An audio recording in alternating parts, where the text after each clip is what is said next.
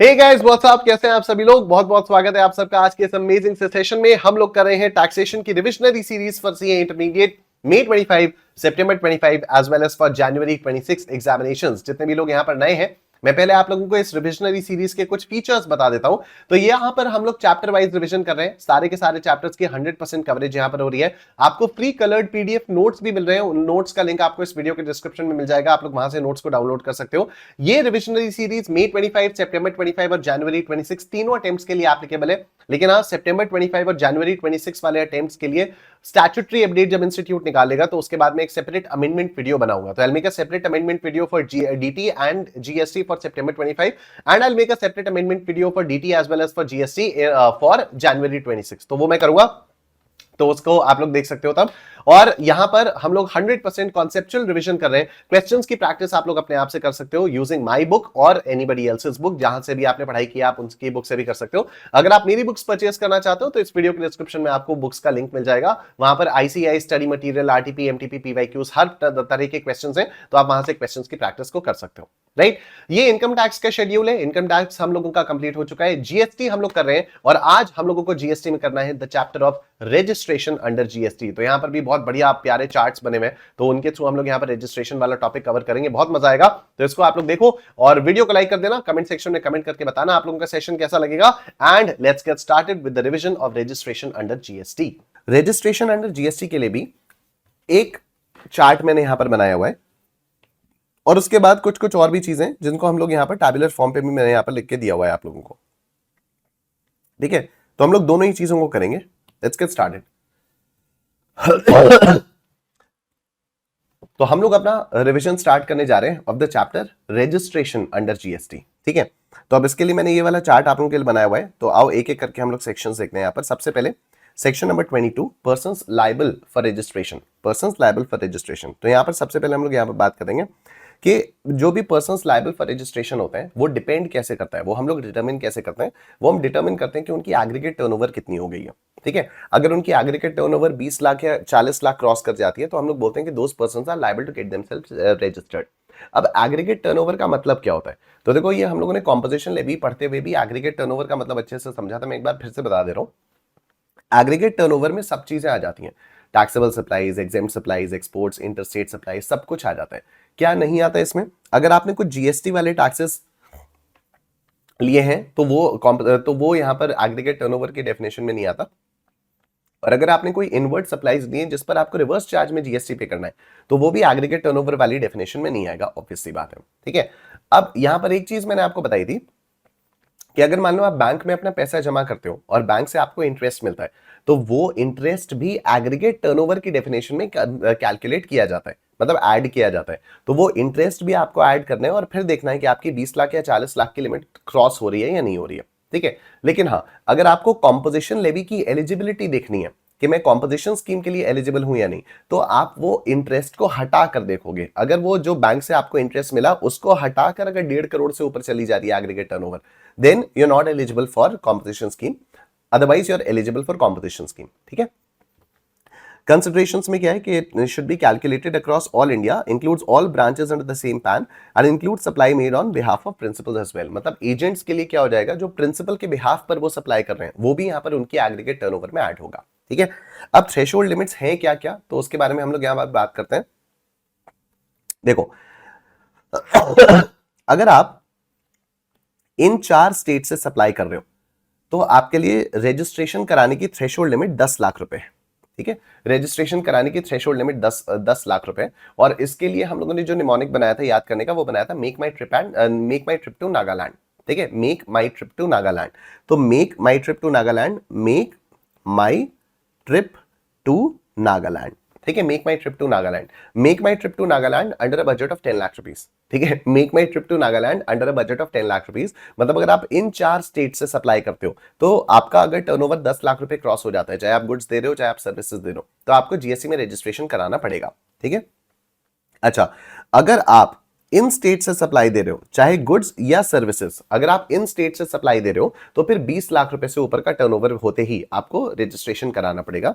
और अगर आप इन स्टेट से दे रहे हो, अगर आप इन स्टेट से सप्लाई दे रहे हो तो फिर सर्विसेज के लिए 20 लाख, और अगर आप एक्सक्लूसिव गुड्स के सप्लायर हो तो 40 लाख रुपए के ऊपर आपको रजिस्ट्रेशन कराना पड़ेगा। मैं ना शॉर्ट में आप लोगों को एक चीज बता देता हूं, जनरल गाइडलाइंस में आपको बता देता हूं। अगर आप एक एक्सक्लूसिव गुड्स के सप्लायर हो, ठीक है, आप सर्विसेज नहीं देते, आप एक्सक्लूसिवली गुड्स देते हो, तो मैक्सिमम स्टेट्स में 40 लाख रुपए के टर्नओवर के ऊपर ही आपको रजिस्ट्रेशन कराने की जरूरत पड़ती है। जो जनरल लिमिट है, जो जनरल लिमिट है वो क्या है, वो 20 लाख रुपए की है, वो 20 लाख रुपए की है। मतलब अगर आपका टर्नओवर 20 लाख रुपए से क्रॉस कर गया तो आपको अपना रजिस्ट्रेशन कराना पड़ेगा, जीएसटी के अंदर आपको अपना रजिस्ट्रेशन कराना पड़ेगा। ये जनरल लिमिट है।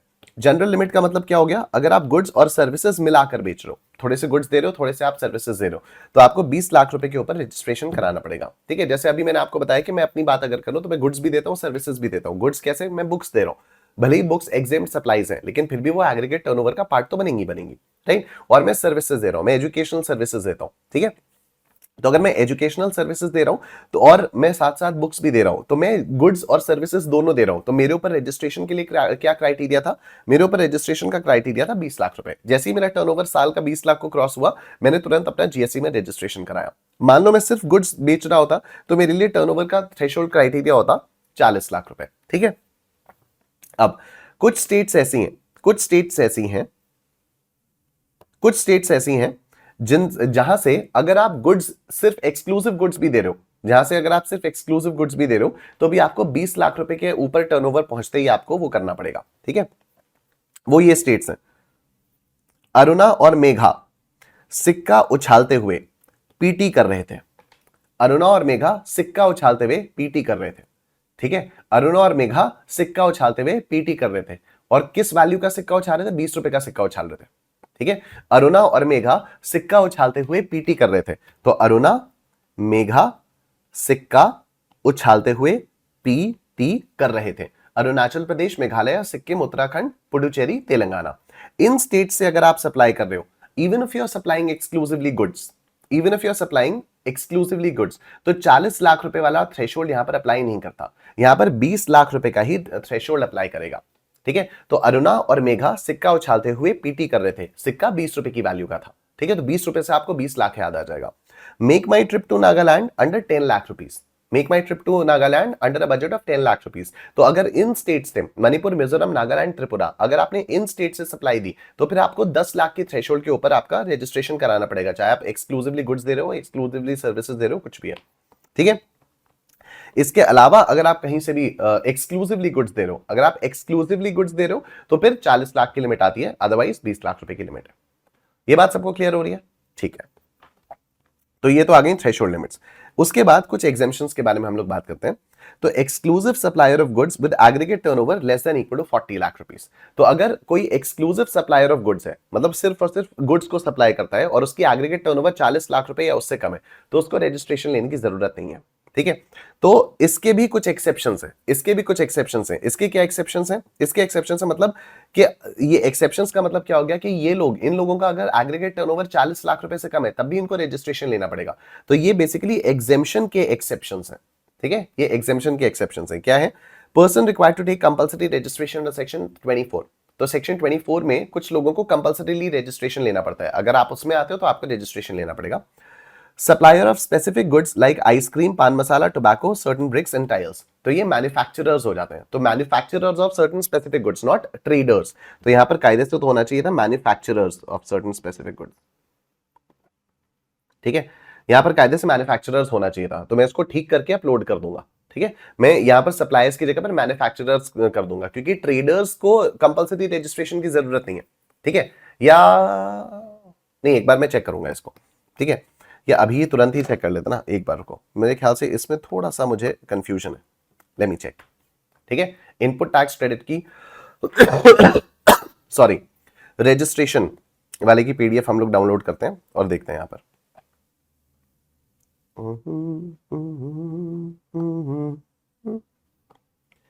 Registration,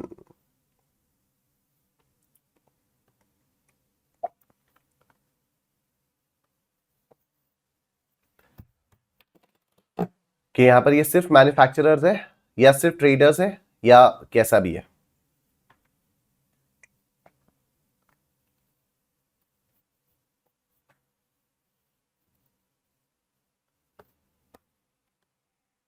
this is what, this is section 22.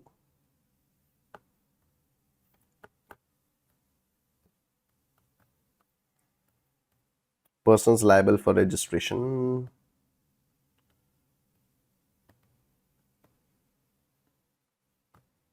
तो एग्रीगेट टर्नओवर वाली बात हो गई.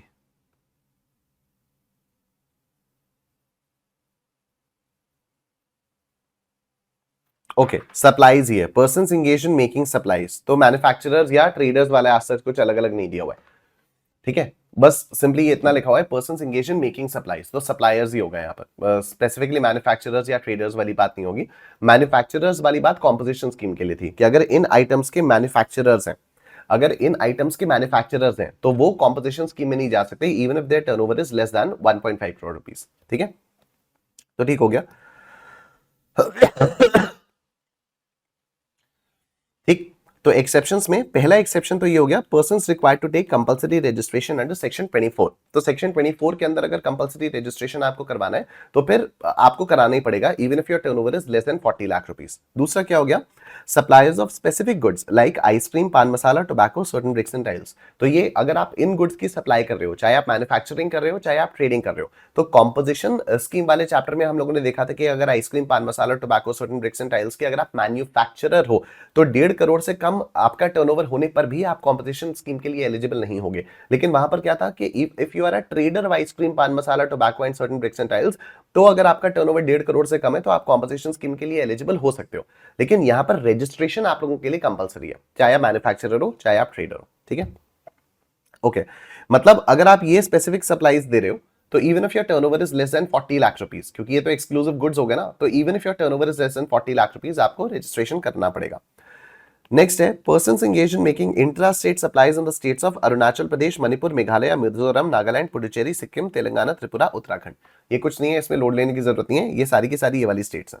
ठीक है, मणिपुर, मिजोरम, नागालैंड, त्रिपुरा, अरुणाचल प्रदेश, मेघालय, सिक्किम, उत्तराखंड, पुडुचेरी और तेलंगाना. तो ये सारी की सारी स्टेट्स हैं. मतलब अगर आप इन स्टेट्स में आप एक्सक्लूसिवली गुड्स भी सप्लाई कर रहे हो और एक्सक्लूसिव गुड्स के सप्लाई में भी आपका टर्नओवर अगर 40 लाख से कम है, फिर भी आपको रजिस्ट्रेशन लेना पड़ेगा, क्योंकि इन स्टेट्स के अलग अलग लिमिट्स है ना. इन 4 स्टेट्स का लिमिट तो 10 लाख रुपए, और इन स्टेट्स का जो लिमिट है, ये जितनी भी 5-6 स्टेट्स हैं, इनका लिमिट, इनकी लिमिट 20 लाख है. ठीक है, तो ये वही वाली स्टेट्स यहां पर लिखी हुई है.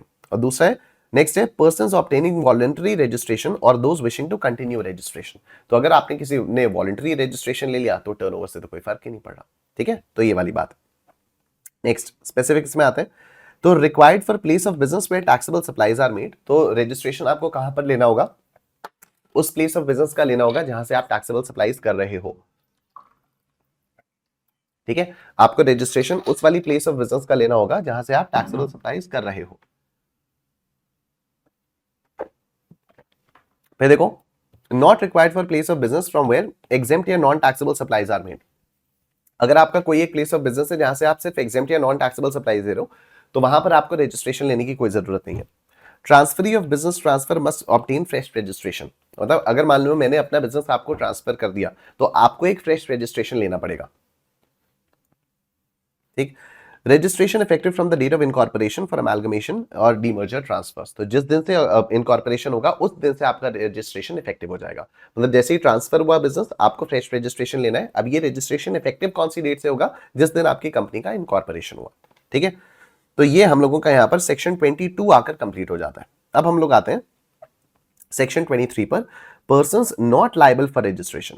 Persons not liable for registration. ठीक है, persons not liable for registration. तो अब इसमें जो है दो चीजें यहां पर आ जाती हैं, 3-4 चीजें आती हैं यहां पर. सबसे पहले persons not liable for registration, ये सेक्शन 23(1) कहता है. ठीक है, उसके बाद नोटिफाइड कैटेगरी ऑफ पर्सन्स, ये सेक्शन 23(2) कहता है. तो सेक्शन 23 कहता है कि इन लोगों को रजिस्ट्रेशन कराने की कोई जरूरत ही नहीं है. तो इसमें 2 सब सेक्शंस हैं. एक तो सब सेक्शन 1 है जो सेक्शन के अंदर ही लिखा हुआ है कि देखो तुम लोगों को रजिस्ट्रेशन कराने की कोई जरूरत नहीं है. दूसरा यहां पर नोटिफाइड कैटेगरी ऑफ पर्सन्स है. मतलब सरकार अगर किसी को बोल देती है कि देखो तुम लोगों को भी रजिस्ट्रेशन कराने की जरूरत नहीं है, तो तुम लोगों को भी रजिस्ट्रेशन कराने की कोई जरूरत नहीं पड़ेगी. ठीक है, तो ये नोटिफाइड कैटेगरी ऑफ पर्सन्स यहां पर आ जाते हैं. और उसके बाद services provided bye commission agent for sale या परचेज ऑफ एग्रीकल्चरल प्रोड्यूस, इसकी रजिस्ट्रेशन रिक्वायरमेंट्स के बारे में हम लोग यहां पर बात करेंगे. ठीक है, तो सबसे पहले आओ यहाँ पर persons not liable for registration section 23(1).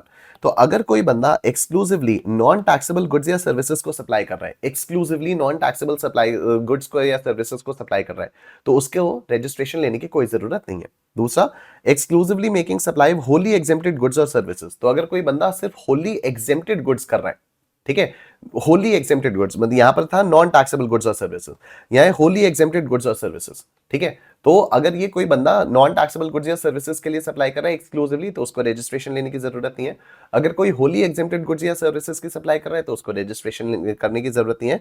And agriculturist supplying produce cultivated from there land. तो अगर कोई किसान है वो अपनी जमीन से कुछ खेती बाड़ी करके वो अगर सिर्फ उसकी सप्लाई कर रहा है तो उसको भी रजिस्ट्रेशन लेने की जरूरत नहीं होती है, ठीक है, उसको भी रजिस्ट्रेशन लेने की जरूरत नहीं है। अब ये तो हो गए जो सेक्शन 23(1) में मेंशन थे। अब नोटिफाइड कैटेगरी ऑफ पर्संस को देखो, यहां पर है suppliers of goods with aggregate turnover not exceeding 40 lakh rupees excluding specified goods and suppliers, ठीक है। तो ऑब्वियसली जो लोग गुड्स की सप्लाई कर रहे हैं और उनका जो टर्नओवर है वो 40 लाख को क्रॉस नहीं हुआ है, तो उनको रजिस्ट्रेशन लेने की कोई जरूरत नहीं है। लेकिन उसके क्या एक्सेप्शंस हैं, उसके ये वाले एक्सेप्शंस है जो हम लोगों ने ये देखे, उसके ये 4 एक्सेप्शंस है, ठीक है, कि अगर ये 4 चीजें आ जाती हैं, अगर ये 4 चीजें आती हैं, आप एक्सक्लूसिव सप्लायर हो गुड्स के, फिर भी आपका टर्नओवर 40 लाख रुपए से कम है, तब भी आपको रजिस्ट्रेशन लेना पड़ेगा, ठीक है। तो ये एक्सेप्शंस हम लोगों ने यहां पर देखे। फिर दूसरा देखो, persons making interstate supplies of taxable services with aggregate turnover not exceeding 20 lakh rupees or 10 lakh rupees for special category states। तो now the thing is, जब हम लोग अभी सेक्शन 24 देखेंगे कंपल्सरी रजिस्ट्रेशन वाला, तो वहां पर ये चीज मेंशन है कि देखो आप अगर इंटर स्टेट सप्लाई में इन्वॉल्व हो गए, आप अगर इंटर स्टेट सप्लाई में इन्वॉल्व हो गए तो आपके लिए रजिस्ट्रेशन लेना कंपल्सरी है, ठीक है। अगर आप इंटर स्टेट सप्लाई में इन्वॉल्व हो गए तो आप लोगों के लिए रजिस्ट्रेशन लेना कंपल्सरी है, ठीक है। अब यहां पर एक एक्सेप्शन डाला हुआ है कि देखो अगर आप इंटर स्टेट सप्लाई सिर्फ सर्विसेज की कर रहे हो, गुड्स की नहीं, अगर आप इंटर स्टेट सप्लाई सिर्फ सर्विसेज की कर रहे हो तो 20 लाख रुपए तक आपको रजिस्ट्रेशन लेने की कोई जरूरत नहीं है, ठीक है। तो जब मैंने 2020 में अनअकैडमी ज्वाइन किया था तो मैं इंटर स्टेट सप्लाई कर रहा था, क्योंकि प्लेस ऑफ सप्लाई क्या थी, Unacademy was registered in Karnataka, right. Unacademy का जो ऑफिस है that was registered in Karnataka, तो I was providing my services to Unacademy. मैं यहां पर प्रयागराज उत्तर प्रदेश में था and I was providing my services to Karnataka, तो place of supply will be what, वो हो गई ना, कर्नाटक हो गया। बेसिकली मैं इंटर स्टेट सप्लाई कर रहा हूं ना, उत्तर प्रदेश में बैठ के मैं कर्नाटका को सप्लाई कर रहा हूं। जैसे अभी यहां पर अड्डा 24/7 में मैं उत्तर प्रदेश में बैठ के हरियाणा में सप्लाई कर रहा हूं, तो ये भी एक इंटर स्टेट सप्लाई हो गई।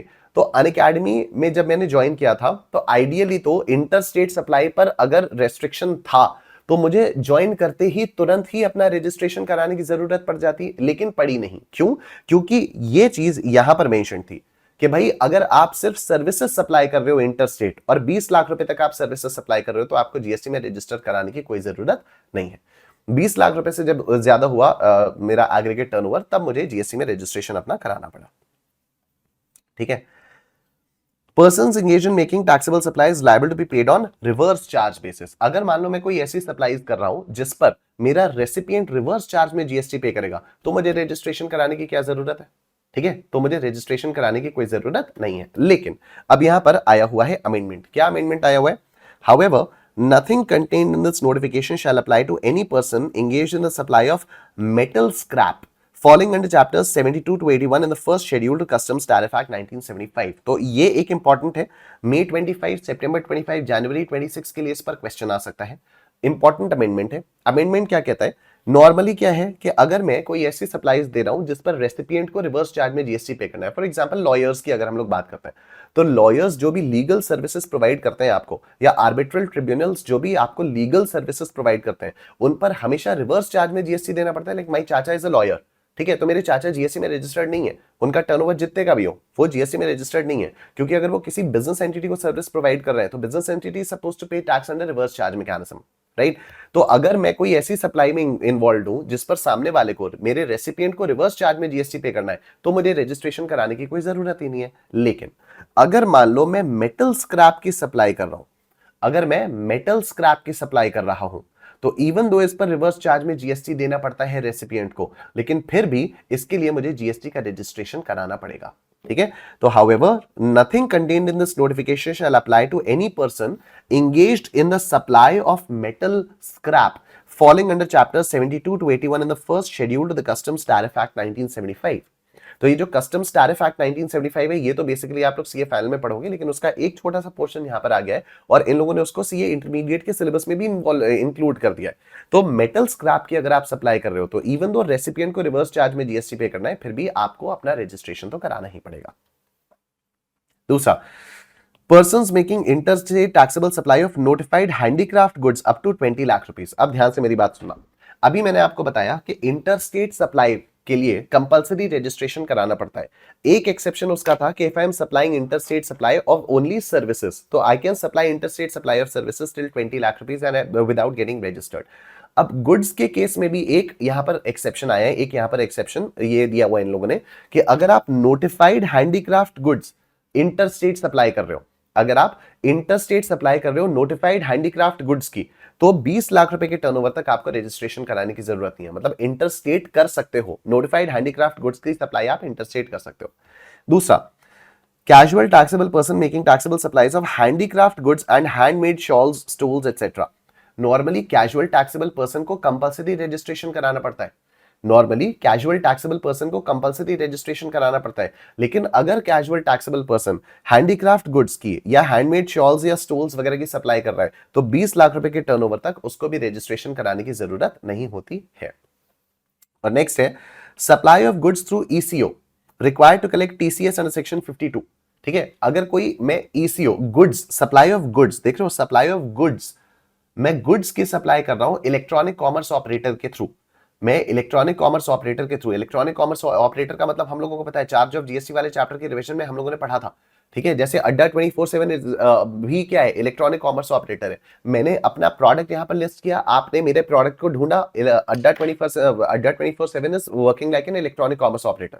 मैंने अपनी किताब यहां पर लिस्ट कराई, आपने मेरी किताब ढूंढी, अड्डा 24/7 से आपने खरीदी। मैंने अपनी क्लासेस यहां पर लिस्ट कराई, आपने अड्डा 24/7 से आके मेरी क्लासेस को परचेज किया। तो ईसीओ का मतलब इलेक्ट्रॉनिक कॉमर्स ऑपरेटर, राइट। तो सप्लाई ऑफ गुड्स, अगर मैं कुछ गुड्स इलेक्ट्रॉनिक कॉमर्स ऑपरेटर के थ्रू सप्लाई कर रहा हूं, जिस इलेक्ट्रॉनिक कॉमर्स ऑपरेटर को टीसीएस कलेक्ट करना है अंडर सेक्शन 52। अब ये टीसीएस वाली क्या कंडीशंस है, इसको हम लोग टीसीएस वाले चैप्टर में रिवाइज करेंगे। जब भी हमारा वो वाले चैप्टर का रिवीजन होगा तो वहां पर हम लोग इसके बारे में डिटेल में बात करेंगे। With turnover of supplier in the preceding and current financial year not exceeding registration threshold subject to conditions। मतलब क्या हो गया, नॉर्मली अगर मैं ईसीओ को अपने गुड्स सप्लाई कर रहा हूं, ठीक है, तो I am the supplier. If I am supplying my goods through an eco, still I am the supplier ना, आई एम द सप्लायर। अगर मेरा पिछले साल में टर्नओवर, एग्रीगेट टर्नओवर 20 लाख या 40 लाख, गुड्स के लिए 40 लाख होता है, तो अगर मेरा थ्रेशोल्ड क्रॉस नहीं हुआ तो भी मुझे रजिस्ट्रेशन लेने की जरूरत नहीं है। I can supply my goods through an ECO. ठीक है, I can still supply my goods through an ECO without having to get my self registered, ये वाली बात है, लेकिन it is subject to certain conditions. ठीक है, अब वो कंडीशंस क्या है, ये देखो कंडीशंस है, must not make any inter state supply of goods. ठीक है, कंडीशंस क्या है कि मैं कोई भी inter state supply of goods में इन्वॉल्व नहीं हूं।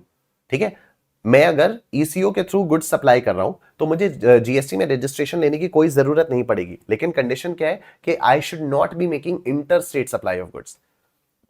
Can only make supplies through ECO in only one state और यूनियन टेरिटरी, एक ही स्टेट में दे सकता हूं। Required to have PAN under the income tax act, मेरे पास पैन होना चाहिए। Before making any supplies through ECO, they are required to and declare the following on the common portal, which shall be subject to validation on the common portal। तो ECO में कोई भी good supply करने से पहले मुझे ये चीज मेंशन करनी पड़ेगी जीएसटी के कॉमन पोर्टल पे। एक तो अपना पैन मेंशन करना पड़ेगा, मुझे अपने बिजनेस प्लेस का एड्रेस मेंशन करना पड़ेगा, स्टेट या यूनियन टेरिटरी मेंशन करनी पड़ेगी जहां पर मैं ये सप्लाई करना चाहता हूं। तो ऑब्वियसली जहां पर मैं रजिस्टर्ड हूं वही करना पड़ेगा, इंटर स्टेट थोड़ी कर पाऊंगा। ठीक है, उसके बाद देखो will be granted an enrollment number upon successful validation of details। तो जब ये वाली डिटेल्स वैलिडेट हो जाएंगी तो मुझे एक एनरोलमेंट नंबर मिलेगा, लिमिटेड टू 1 एनरोलमेंट नंबर पर स्टेट या यूनियन टेरिटरी। ठीक है, तो एक स्टेट में एक ही एनरोलमेंट नंबर मिलेगा। के not make supplies through eco without obtaining the enrolment number. तो जब तक मेरे पास एनरोलमेंट नंबर नहीं आ जाता तब तक मैं ईसीओ के थ्रू गुड्स को सेल भी नहीं कर सकता।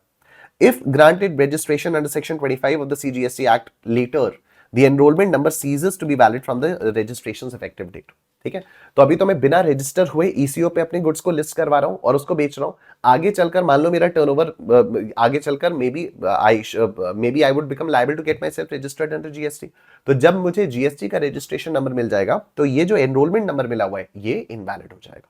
ठीक है, ये वाला इनवैलिड हो जाएगा। ठीक है, अब आप देखो इधर, तो ये वाली चीजें हो गई आपकी नोटिफाइड, मतलब अभी हम लोग नोटिफाइड कैटेगरी ऑफ पर्संस में आ गए, जिन लोगों को रजिस्ट्रेशन कराने की कोई जरूरत नहीं है। ठीक है, तो हम लोगों ने इसके अंदर बात की persons not liable for registration section 23(1) के बारे में बात की कि अगर मैं एक्सक्लूसिवली नॉन टैक्सेबल गुड्स या सर्विसेज दे रहा हूं तो मुझे रजिस्ट्रेशन कराने की जरूरत नहीं है। अगर मैं एक्सक्लूसिवली एग्जेम्प्ट गुड्स की सप्लाई कर रहा हूं तो मुझे रजिस्ट्रेशन कराने की जरूरत नहीं है। अगर मैं किसान हूं और खेती बाड़ी का सामान बेच रहा हूं तो मुझे रजिस्ट्रेशन कराने की जरूरत नहीं है। फिर नोटिफाइड कैटेगरी ऑफ पर्संस में हम लोगों ने इन सारी चीजों के बारे में बात की। ठीक है, और अब उसके बाद यहां पर एक छोटी सी चीज और है, services provided by a commission agent for sale या purchase of agricultural produce, registration requirement. तो एक sale of the produce of agricultural marketing committee act होता है। ठीक है, एपीएमसी एक्ट होता है, एग्रीकल्चरल मार्केटिंग कमिटी एक्ट। ठीक है, तो अब यहां पर ये लोग क्या बोलते हैं, ये लोग कहते हैं कि जो किसान है, किसानों ने खेती बाड़ी की लेकिन उन्हें मार्केटिंग तो आती नहीं है, तो वो लोग एग्रीकल्चरिस्ट एजेंट्स को अपॉइंट कर सकते हैं, और एग्रीकल्चर वाले जो एजेंट्स होंगे वो क्या करेंगे, किसानों से उनका माल लेंगे और उसके बाद उनको मार्केट में बेचेंगे, किसानों से थोड़ा बहुत कमीशन ले लेंगे। राइट, तो अब देखो, अगर ऐसा वाला कोई एजेंट है तो क्या उसको रजिस्ट्रेशन कराना है? तो agents are not required to register if supplies are made on behalf of non taxable agriculturist. ठीक है, तो अगर एग्रीकल्चरिस्ट की नॉन टैक्सेबल सप्लाई ही आप सप्लाई कर रहे हो तो एजेंट को रजिस्टर कराने की कोई जरूरत नहीं है। Mandatory registration required under section 24 if services are taxable. तो अगर कोई सर्विसेज टैक्सेबल है तो उसके लिए रजिस्ट्रेशन कराना पड़ेगा। Supplies are made on behalf of a taxable person, अगर आपने टैक्सेबल पर्सन के बिहाफ पर कोई भी सप्लाई की तो आपको रजिस्ट्रेशन कराना पड़ेगा। ठीक है, तो हम लोगों का सेक्शन 23 का भी रिवीजन यहां पर कंप्लीट हो गया है। आओ सेक्शन 24 देखते हैं, compulsory registration in certain cases. ठीक है, compulsory registration in certain cases, यहां पर भी देखो जो जो ब्राउन से है ना वो अमेंडमेंट्स है। ठीक है, जैसे यहां पर भी ये ब्राउन से था तो दिस वाज एन अमेंडमेंट। ठीक है, दिस वाज एन अमेंडमेंट। अब यहां पर ये ब्राउन से है तो दिस इज एन अमेंडमेंट। ठीक है, ये ब्राउन से है तो this is an amendment.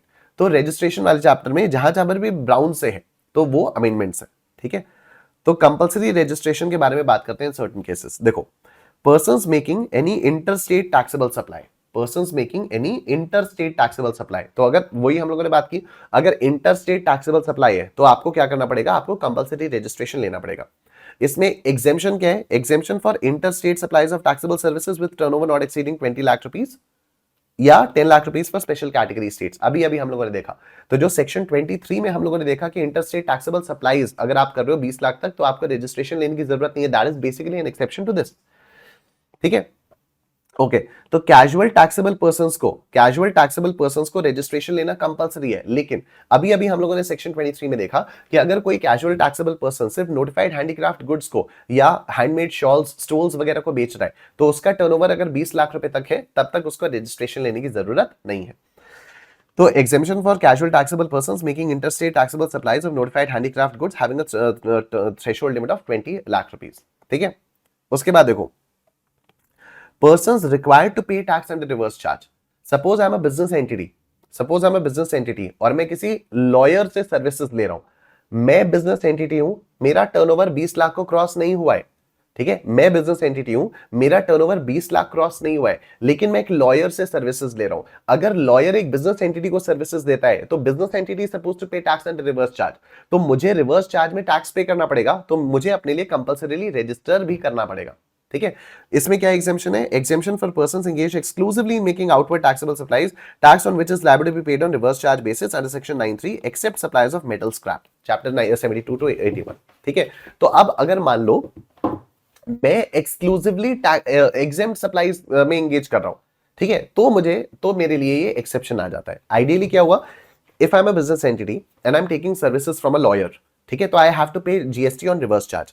If I have to pay GST on reverse charge, I will need to compulsorily get my self registered under GST. But if I am supplying, अगर मेरी outward supply भी completely exempt है, तो मुझे registration लेने की जरूरत नहीं पड़ेगी। लेकिन अगर मैं आउटवर्ड सप्लाई मेटल स्क्रैप की कर रहा हूं, तो मुझे जीएसटी में रजिस्ट्रेशन लेना पड़ेगा। ठीक है, तो मुझे जीएसटी में रजिस्ट्रेशन लेना पड़ेगा। देखो, e commerce operators specified services under section 9(5). तो ई कॉमर्स ऑपरेटर को जो ई कॉमर्स ऑपरेटर 9(5) वाली सर्विसेज सप्लाई कर रहा है उसको जीएसटी में रजिस्ट्रेशन लेना कंपलसरी है। 9(5) वाली कौन सी सर्विसेज थी? 4-5 सर्विसेज थी। ओला उबर वाली थी, ओयो मेक माई ट्रिप वाली थी, अर्बन कंपनी वाली थी, जोमैटो स्विगी वाली थी, और ऑमनीबस वाली जो लेटेस्ट एडिशन आया था कि ऑमनीबस अगर आप सप्लाई कर रहे हो थ्रू एन ईसीओ तो फिर ईसीओ को जीएसटी पे करना पड़ सकता है। लेकिन अगर मान लो वो कंपनी ही जो ऑमनीबस सप्लाई कर रही है वो कंपनी ही वो है जीएसटी रजिस्टर्ड है तो ईसीओ को जीएसटी नहीं पे करना पड़ेगा। तो ये 9(5) वाली थी, ठीक है। तो अगर कोई ऐसा ई कॉमर्स ऑपरेटर है जो 9(5) वाली सर्विसेज को सप्लाई करवा रहा है, बेसिकली एज एन एग्रीगेटर काम कर रहा है, तो उसको भी जीएसटी में कंपल्सरीली रजिस्ट्रेशन लेना पड़ेगा, ठीक है। अगर कोई नॉन रेजिडेंट टैक्सेबल पर्सन है, कंपल्सरी रजिस्ट्रेशन रिक्वायर्ड है। Persons required to deduct tax under section 51। तो अगर टीडीएस के लिए किसी को टीडीएस डिडक्ट करने की किसी के ऊपर टीडीएस डिडक्ट करने की लायबिलिटी आती है तो उसको भी जीएसटी में रजिस्ट्रेशन कंपल्सरी लेना पड़ेगा। इनपुट सर्विस डिस्ट्रीब्यूटर्स को लेना पड़ेगा। Person supplying through eco excluding services under section 9(5), ठीक है। 9(5) वाली सर्विसेज के अलावा अगर मैं अपनी कोई भी सर्विसेज या गुड्स ईसीओ के थ्रू दे रहा हूं तो मुझे रजिस्ट्रेशन लेना पड़ेगा, ठीक है। तो मुझे जीएसटी का रजिस्ट्रेशन लेना पड़ेगा। Not required to register if turnover is less than 20 lakh rupees per annum या 10 lakh rupees for special category states, ठीक। Every electronic commerce operator required to collect tax at source under section 52। तो कौन से electronic commerce operators को TCS collect करना होता है ये हम लोग टीडीएस टीसीएस वाले चैप्टर में देखेंगे, ठीक है। तो इनको भी कंपल्सरीली रजिस्ट्रेशन कराना पड़ेगा। Suppliers of OIDAR services from outside India to unregistered persons in India, इसके बारे में आप लोग सीए फाइनल में डिटेल में पढ़ोगे, तो इन लोगों को भी कंपल्सरी रजिस्ट्रेशन कराना पड़ेगा। अब ये देखो, persons supplying online money gaming from a place outside India to a person in India, to persons in India, to a persons नहीं होना चाहिए, to a person in India, ठीक है। तो जो लोग इंडिया के बाहर से इंडिया में ऑनलाइन मनी गेमिंग वाली सर्विसेज सप्लाई कर रहे हैं उनको भी रजिस्ट्रेशन कराना पड़ेगा जीएसटी में, ठीक है। जो लोग इंडिया के बाहर से, अच्छा this is also an amendment, ये आप देख रहे हो ना, ये भी ब्राउन में, तो जो भी ब्राउन में है वो अमेंडमेंट है। तो person supplying online money gaming from a place outside India to a person in India, right. तो ये भी आपका क्या हो जाएगा, ये भी आपका इसको भी वो करना पड़ेगा, मतलब कंपल्सरी रजिस्ट्रेशन इसके लिए भी करना होगा। अदर नोटिफाइड पर्सन्स और क्लास ऑफ पर्सन्स गवर्नमेंट में require registration based on councils recommendations, ठीक है। ये आपका आ गया कंपल्सरी रजिस्ट्रेशन, ठीक। उसके बाद हम लोग यहां पर आते हैं रजिस्ट्रेशन करने का आपका प्रोसीजर क्या होता है, ठीक है। रजिस्ट्रेशन करने का प्रोसीजर क्या होता है, तो सबसे पहले एक पार्ट के बारे में यहां पर हम लोग बात करते हैं। तो देखो, every person liable to get registered and a person seeking voluntary registration shall, before applying for registration, declare his permanent account number and state या union territory in part A of form GST REG 01 on the GST common portal, ठीक है। तो जिस भी बंदे को registration लगाना है, जिस भी बंदे को रजिस्ट्रेशन करना है, उसको फॉर्म GST REG 01 के पार्ट ए में अपनी डिटेल्स को मेंशन करना होगा, ठीक है। PAN is validated online by the common portal from CBDT database। तो central board of direct taxes के डेटाबेस से आपका पैन वैलिडेट किया जाएगा। And is also be verified through separate OTP sent to the PAN linked mobile number and email address. तो आपका जो PAN है वो जिस ईमेल एड्रेस और मोबाइल नंबर से लिंक्ड है उस पर ओटीपीज भी आएंगे, उसके थ्रू भी वैलिडेशन होगा। इसके बाद एक टेम्परेरी रेफरेंस नंबर जनरेट किया जाएगा और वो आपको कम्युनिकेट कर दिया जाएगा आपके मोबाइल नंबर पर और ईमेल एड्रेस पर। इस टेम्परेरी रेफरेंस नंबर को यूज करके आप अपना पार्ट बी, एप्लीकेशन फॉर्म की पार्ट बी को इलेक्ट्रॉनिकली सबमिट करोगे along with specified documents at the common portal. तो ये आप कॉमन पोर्टल में करोगे। पार्ट बी में आपको करना क्या होता है, पार्ट बी में आपको बेसिकली ये सारी डिटेल्स मेंशन करनी पड़ती हैं कि आपके बिजनेस का कॉन्स्टिट्यूशन क्या है, ज्यूरिसडिक्शन क्या है, ऑप्शन फॉर कॉम्पोजिशन, आपको कॉम्पोजिशन में जाना है या नहीं जाना है, date of commencement of business, reason to obtain registration, address of the principal place of business and nature of activity carried out therein, details of additional place of business, details of bank accounts, details of authorised signatory, Aadhaar authentication etcetera. ये सारी details आपको part B में mention करनी पड़ेंगी।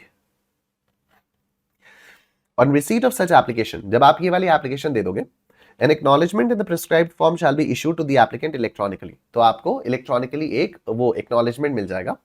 A casual taxable person applying for registration gets a TRN for making an advance deposit of tax in his electronic cash ledger and an acknowledgement is issued only after the said deposit। तो casual taxable person में basically होता क्या है कि अगर मान लो मैं कैजुअल टैक्सेबल पर्सन का मतलब क्या होता है, मैं किसी एक पर्टिकुलर स्टेट पे जाकर सप्लाई देना शुरू कर रहा हूं जिस पर्टिकुलर स्टेट पे मेरा कोई रजिस्ट्रेशन नहीं है। I am registered in the state of Uttar Pradesh, ठीक है, suppose I am registered in the state of Uttar Pradesh और कल को जाके मैं हरियाणा से सप्लाई देना शुरू करूं, तो I am not registered in Haryana. और हम लोगों ने बात की भी है कि रजिस्ट्रेशन स्टेट वाइज होना चाहिए। तो if I am making taxable supplies from Haryana then I need to get my self registered in Haryana. लेकिन मैं कह रहा हूं कि नहीं, मैं परमानेंटली हरियाणा के लिए नहीं आया हूं, ठीक है। जैसे इसका मैं हमेशा एग्जाम्पल देता हूं, हम लोगों के यहाँ पर प्रयागराज में मेले लगते हैं, ठीक है, शिल्प मेला लगता है। तो यहाँ पर शिल्प मेला में अलग अलग स्टेट से लोग आते हैं, वो 1-1.5 महीने के 2 महीने का मेला होता है। तो वो जो अलग अलग स्टेट से लोग आते हैं यहाँ पर अपने स्टॉल्स लगाते हैं और यहाँ पर अपने प्रोडक्ट्स को बेचते हैं। तो ये सारे के सारे क्या हो जाते हैं, सारे के सारे कैजुअल टैक्सेबल पर्संस होते हैं। तो कोई राजस्थान से आ रहा है, कोई पंजाब से आ रहा है, कोई कर्नाटका से आ रहे हैं, तो ये सारे अपने अपने स्टेट के कल्चर के कुछ कुछ प्रोडक्ट्स यहाँ पर लाकर सेल करते हैं। तो all these people are casual taxable persons, ठीक है। तो कैजुअल टैक्सेबल पर्संस के ऊपर एक ये भी ऑब्लिगेशन होता है कि आप पहले तो कैजुअल टैक्सेबल पर्सन की तरह से अपने आप को रजिस्टर करवाओगे, वो कंपलसरी रजिस्ट्रेशन है। दूसरी बात, आप एस्टिमेट करो कि आप कितना माल बेचोगे और जितना भी माल बेचोगे उस पर जो भी जीएसटी आप कलेक्ट करने वाले हो, इस जीएसटी को आपको एडवांस में यहां पर डिपॉजिट करना पड़ेगा, ठीक है। उस जीएसटी को आपको यहां पर एडवांस में डिपॉजिट करना पड़ेगा। तो एक कैजुअल टैक्सेबल पर्सन को जो टेम्परेरी रेफरेंस नंबर है वो तभी मिलता है जब वो एडवांस में इस टैक्स को पहले डिपॉजिट कर देता है। फिर ये एप्लीकेशन प्रॉपर ऑफिसर को फॉरवर्ड कर दी जाती है। The procedure after receipt of application by proper officer part 2 में दिया हुआ है। तो आओ इसको हम लोग यहां पर देखते हैं, ठीक है। ये आ गया पार्ट 2। पार्ट 1 हम लोगों ने बात कर ली, प्रॉपर ऑफिसर के पास डॉक्यूमेंट्स पहुंच गए। तो proper officer examines the application and accompanying documents. क्या ये सब कुछ सही है? क्या सब कुछ सही है? क्या जितने भी एप्लीकेशन और अकम्पनीइंग डॉक्यूमेंट्स हैं क्या वो सब कुछ सही है? अगर वो सब सही है, अगर वो सब सही है तो registration will be granted with in 7 working days from the date of submission of application without site verification, ठीक है। अगर सब कुछ सही है तो साइट वेरिफिकेशन, फिजिकल वेरिफिकेशन की कोई जरूरत नहीं है। 7 दिन के अंदर अंदर आपको रजिस्ट्रेशन मिल जाएगा, ठीक है। लेकिन ये तभी होगा if applicant successfully validates his Aadhaar authentication, ठीक है। अगर आधार ऑथेंटिकेशन हो गया तो विदाउट साइट वेरिफिकेशन भी आपको 7 दिन के अंदर अंदर वो मिल जाएगा, ठीक है। 7 दिन के अंदर अंदर आप लोगों को रजिस्ट्रेशन मिल जाएगा, ठीक है। अब देखो यहां पर एक चीज है deemed approval of registration, deemed approval of application. मतलब क्या हुआ कि भाई एप्लीकेंट ने आधार ऑथेंटिकेशन वैलिडेट कर दिया, एप्लीकेंट ने आधार ऑथेंटिकेशन वैलिडेट कर दिया, ठीक है। 7 वर्किंग डेज के अंदर अंदर आपको रजिस्ट्रेशन मिल जाना चाहिए था, नहीं मिला। अब डीम्ड अप्रूवल मान लिया जाएगा, ठीक है। फिर डीम्ड अप्रूवल मान लिया जाएगा। तो देखो deemed approval of application if the proper officer does not take any action within the specified time frames, if the proper officer does not take any action during the specified time frames, the application for registration will be considered approved. Here are the specific cases. In cases where a person is covered in B above, the अच्छा B के बारे में तो बाद में बात करेंगे, A के बारे में हम लोग बात करते हैं, ये रहा ना A वाला। तो in case of a person covered in A above, मतलब आधार ऑथेंटिकेशन वैलिडेट हो चुका है, साइट वेरिफिकेशन की जरूरत नहीं है, कायदे से 7 दिन के अंदर अंदर अप्रूवल मिल जाना चाहिए, रजिस्ट्रेशन आ जाना चाहिए। तो in case of a person covered in A above the registration will be deemed approve with in 7 working days from the date of the application, ठीक है। मैंने एप्लीकेशन दे दी, आधार में वैलिडेट करा चुका हूं, साइट वेरिफिकेशन की जरूरत नहीं है, कायदे से 7 दिन के अंदर अंदर मेरे पास रजिस्ट्रेशन सर्टिफिकेट आ जाना चाहिए, अप्रूवल हो जाना चाहिए। अगर 7 दिन के अंदर अंदर नहीं आया तो 7वें दिन मान लेंगे कि आपका रजिस्ट्रेशन अप्रूव हो चुका है, ठीक है। मान लेंगे कि आपका रजिस्ट्रेशन अप्रूव हो चुका है। यस, ये प्रोसीजरल क्वेश्चंस भी आते हैं एग्जाम्स में, ठीक है। ये प्रोसीजरल क्वेश्चंस आते हैं एग्जाम में, तभी इसीलिए इस तरह से मैंने यहां पर दिया हुआ है जिससे आप लोगों को दिक्कत ना हो, थोड़ा सा रंग बिरंगा सा लगे तो थोड़ा पढ़ने में दिमाग में बैठे चीजें, ठीक है। उसके बाद अगर मान लो साइट वेरिफिकेशन की जरूरत है, ठीक है, वेरिफिकेशन, साइट वेरिफिकेशन की जरूरत है, प्रिस्क्राइब डॉक्यूमेंट्स के वेरिफिकेशन की जरूरत है, तो उसके 30 दिन के अंदर अंदर, आपकी एप्लीकेशन देने के 30 दिन के अंदर अंदर आपको रजिस्ट्रेशन मिलता है, ठीक है। आपने एप्लीकेशन दी, अब एप्लीकेशन देने के बाद पता लगा कि ना तो साइट वेरिफिकेशन की जरूरत है, आधार ऑथेंटिकेशन आप करा चुके हो, ठीक है। तो फिर तो कोई दिक्कत ही नहीं है, 7 वर्किंग डेज के अंदर अंदर आपको रजिस्ट्रेशन मिल जाएगा। लेकिन अगर मान लो साइट वेरिफिकेशन की जरूरत होती है, डॉक्यूमेंट्स की जरूरत होती है, तो फिर एप्लीकेशन देने के 30 दिन के अंदर अंदर आपका रजिस्ट्रेशन माना जाता है, मिलता है। Where applicant fails to undergo Aadhaar authentication या does not opt for Aadhaar authentication, ठीक है। तो साइट वेरिफिकेशन की जरूरत कब होगी? जब आपने आधार ऑथेंटिकेशन नहीं करवाया अपना। यहां पर तो आपने आधार ऑथेंटिकेशन करवा लिया था, कोई साइट वेरिफिकेशन की जरूरत नहीं थी। जब आप कह रहे हो कि नहीं मुझे आधार ऑथेंटिकेशन नहीं कराना, ठीक है, तो तब 30 दिन का समय लगेगा। तब 30 दिन का समय लगेगा, क्योंकि आपका साइट वेरिफिकेशन कराना पड़ेगा, प्रिस्क्राइब डॉक्यूमेंट्स का वेरिफिकेशन कराना पड़ेगा। या फिर दूसरा केस ये हो सकता है कि प्रॉपर ऑफिसर को लगे यार ये बंदा सही नहीं लग रहा है, इसका साइट वेरिफिकेशन कर लो, ठीक है, इसका साइट वेरिफिकेशन कर लो, तो प्रॉपर ऑफिसर साइट वेरिफिकेशन करेगा। तो इसलिए डेट ऑफ एप्लीकेशन से 30 दिन तक का टाइम लिया हुआ है। और तीसरी चीज, अगर मान लो इस बंदे ने आधार ऑथेंटिकेशन करा दिया है, लेकिन फिर भी प्रॉपर ऑफिसर को कॉमन पोर्टल से देखकर लग रहा है based on data analysis and risk parameters कि यार इसका वेरिफिकेशन होना चाहिए, अगर प्रॉपर ऑफिसर को लग रहा है कि नहीं यार इसका वेरिफिकेशन तो होना ही चाहिए, तो तब भी 30 दिन का समय यहां पर लिया हुआ है, ठीक है। और ये तीनों ही केसेस बी में आ रहे हैं, ठीक है, तीनों केसेस बी में आ रहे हैं, मतलब 30 दिन के अंदर अंदर आपका रजिस्ट्रेशन आपके पास आ जाना चाहिए। मान लो 30 दिन के अंदर अंदर नहीं आता, तो मान लिया जाएगा कि 30 दिन में आपका रजिस्ट्रेशन अप्रूव हो चुका है। तो in cases where a person is covered in B above, the registration will be deemed approved with in 30 days from the date of the application, ठीक है। ओके, एक तो ये वाली चीज हो गई। तो ये हम लोगों ने बात की कि जो भी आपने एप्लीकेशन दी, डॉक्यूमेंट्स दिए, वो सारे के सारे सही थे, तो ये सही वाली हम लोगों ने बात की, ठीक है।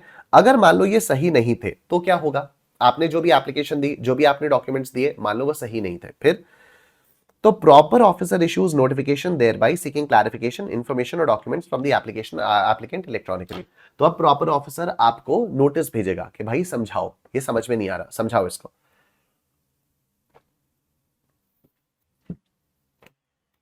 ठीक है। तो प्रॉपर ऑफिसर क्या करेगा, आपको नोटिस भेजेगा कि भाई ये चीजें आपके डॉक्यूमेंट्स जो है वो सही नहीं लग रहे, समझाओ इनको। अब देखो फिर यहां पर फिर से वही वाली चीजें आ जाती हैं। क्लैरिफिकेशन बेसिकली वो किन किन चीजों का मांगेगा, क्लैरिफिकेशन इंक्लूड्स मॉडिफिकेशन या correction of particulars detailed in the application for registered other than PAN, state, mobile number and email address. इन 4 चीजों को छोड़ के बाकी किसी भी चीज का क्लैरिफिकेशन वो मांग सकता है, ठीक है। अब इस केस में भी क्या हो जाएगा, इस केस में भी 30 दिन के अंदर अंदर आपको, जिस दिन आपने एप्लीकेशन सबमिट की उसके 30 दिन के अंदर अंदर आपका रजिस्ट्रेशन आपको मिल जाएगा। और ये तीनों केसेस वही हैं, ठीक है। अगर आप आधार ऑथेंटिकेशन नहीं करते हो, या अगर प्रॉपर ऑफिसर को लगता है कि आपका साइट वेरिफिकेशन करना है, या अगर आपने आधार ऑथेंटिकेशन कर लिया लेकिन फिर भी रिस्क पैरामीटर्स और एनालिसिस के बेसिस पर प्रॉपर ऑफिसर को लगता है कि आपका साइट वेरिफिकेशन करना है, तो ठीक है, ओके। या फिर 7 दिन के अंदर अंदर हो जाएगा बाकी केसेस में, बाकी केसेस में, ठीक है।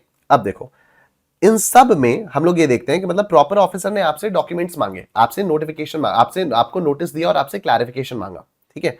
अब देखो, has the applicant furnished the clarification information और documents with in 7 working days time from the receipt of notice. Applicant को नोटिस मिला, 7 दिन के अंदर अंदर उसको ये सारे क्लैरिफिकेशंस देने। अगर 7 दिन के अंदर अंदर उसने क्लैरिफिकेशन दिए, क्या प्रॉपर ऑफिसर सैटिस्फाइड है? हाँ, प्रॉपर ऑफिसर सैटिस्फाइड है। अगर प्रॉपर ऑफिसर सैटिस्फाइड है तो एक्सप्लेनेशन मिलने के 7 दिन के अंदर अंदर, ठीक है, proper officer will grant registration with in 7 working days from the date of receipt of information, clarification या डॉक्यूमेंट्स। और अगर प्रॉपर ऑफिसर सैटिस्फाइड नहीं है तो वो एप्लीकेशन को रिजेक्ट कर देगा, और रिजेक्ट करने के रीजंस को वो नोट कर लेगा। अगर मान लो आपने दिया ही नहीं, आपने 7 दिन के अंदर अंदर उसको क्लैरिफिकेशन वगैरह कुछ दिया ही नहीं, तो प्रॉपर ऑफिसर ऑटोमेटिकली आपका रिजेक्शन जो है, वो आपकी जो एप्लीकेशन है उसको रिजेक्ट कर देगा, ठीक है। ये था हम लोगों का रजिस्ट्रेशन अंडर जीएसटी का अभी तक का पोर्शन। डन, आई होप यहां तक की बात सबको क्लियर हो रही है। अब आ जाओ हम लोग इस पर भी आते हैं, यहां पर भी कुछ कुछ चीजें इसके बारे में आते हैं। सेक्शन 25, अब ये सेक्शन 25 तो पूरा का पूरा मैं आप लोगों को चार्ट के थ्रू ही बता चुका हूं, ठीक है, उसी में था। एक बार बस क्विकली हम लोग गो थ्रू कर लेते हैं। Section 25(1) application for registration. तो टाइमलाइन क्या है, apply with in 30 days of becoming liable for registration. Liable होने के 30 दिन के अंदर अंदर आपको रजिस्ट्रेशन के लिए अप्लाई करना पड़ेगा। Location based registration, apply in each state या union territory where you are liable. आप जहां जहां पर भी लायबल हो गए आपको वहां वहां अप्लाई करना पड़ेगा। अगर आप टेरिटोरियल वाटर्स में हो, for supplies from territorial waters registered in the nearest coastal state या यूनियन टेरिटरी, ठीक है। अगर आप टेरिटोरियल वाटर से सप्लाई कर रहे हो तो जो भी उसके आसपास का कोस्टल स्टेट या यूनियन टेरिटरी होगी वहां पर आपको रजिस्ट्रेशन के लिए अप्लाई करना पड़ेगा। अगर आप एसईजेड यूनिट्स को सप्लाई कर रहे हो, अगर आप एसईजेड यूनिट से सप्लाई कर रहे हो तो उसके लिए स्पेशल रजिस्ट्रेशन लेना पड़ेगा, ठीक। 1 registration per state, section 25(2). Single registration, only 1 registration per state या यूनियन टेरिटरी। अगर आपकी मल्टीपल ब्रांचेस हैं तो आपके पास ऑप्शन है, या तो आप एक को principal place of business declare कर दो, बाकियों को एडिशनल प्लेसेस ऑफ बिजनेस, या तो आप सारे के लिए अलग अलग रजिस्ट्रेशन ले लो। वॉलंटरी रजिस्ट्रेशन के लिए भी आप अप्लाई कर सकते हो। तो जिस दिन आपको रजिस्ट्रेशन मिलेगा उस दिन से आपका रजिस्ट्रेशन इफेक्टिव हो जाएगा। Distinct persons for multiple registrations में क्या हो गया कि अगर आपने मल्टीपल रजिस्ट्रेशन लिए तो आप ही की ऑर्गेनाइजेशन है, आपने हर ब्रांच के लिए अलग अलग रजिस्ट्रेशंस लिए, तो हर ब्रांच को एक डिस्टिंक्ट पर्सन माना जाएगा। Premises in separate states distinct deemed distinct persons, अगर आप किसी एक स्टेट में रजिस्टर्ड हो और आप ही की कोई एस्टैब्लिशमेंट दूसरी किसी स्टेट में है, तो इवन दो वो दूसरी एस्टैब्लिशमेंट रजिस्टर्ड नहीं है, फिर भी इन दोनों को डीम्ड डिस्टिंक्ट पर्सन्स माना जाएगा। रजिस्ट्रेशन के लिए पैन जो है वो जरूरी होता है। ऑल्टरनेटिवली आप टैन भी यूज कर सकते हो। टैन आप कब यूज करते हो? टैन आप तब यूज करते हो, टैन के लिए टैन आपके पास तब होना चाहिए जब इनकम टैक्स एक्ट के अंदर आपको किसी का भी टीडीएस काटना है, तो आपको टैन आपके पास होना चाहिए। आधार ऑथेंटिकेशन, आपको आधार वेरिफिकेशन करना पड़ता है, तो necessary for both existing and new registrants, तो आधार वेरिफिकेशन दोनों को कराना पड़ता है, एग्जिस्टिंग रजिस्ट्रेंट्स को भी, न्यू रजिस्ट्रेंट्स को भी। Alternative identification, if Aadhaar is not assigned other forms of identification can be used, इसके लिए कुछ स्पेसिफिक एग्जेम्पशंस हैं जिनको आधार ऑथेंटिकेशन से एग्जेम्प्ट किया गया है। ठीक है। Non resident registration, other documents for non residents, जो नॉर्मल डॉक्यूमेंट्स है वो तो देनी है, लेकिन नॉन रेजिडेंट्स को कुछ अलग डॉक्यूमेंट्स भी देने पड़ते हैं। कौन कौन से? कुछ तो अलग अलग डॉक्यूमेंट्स होते हैं, वो लोगों को देने पड़ते हैं, उसमें जाने की हम लोगों को जरूरत नहीं है।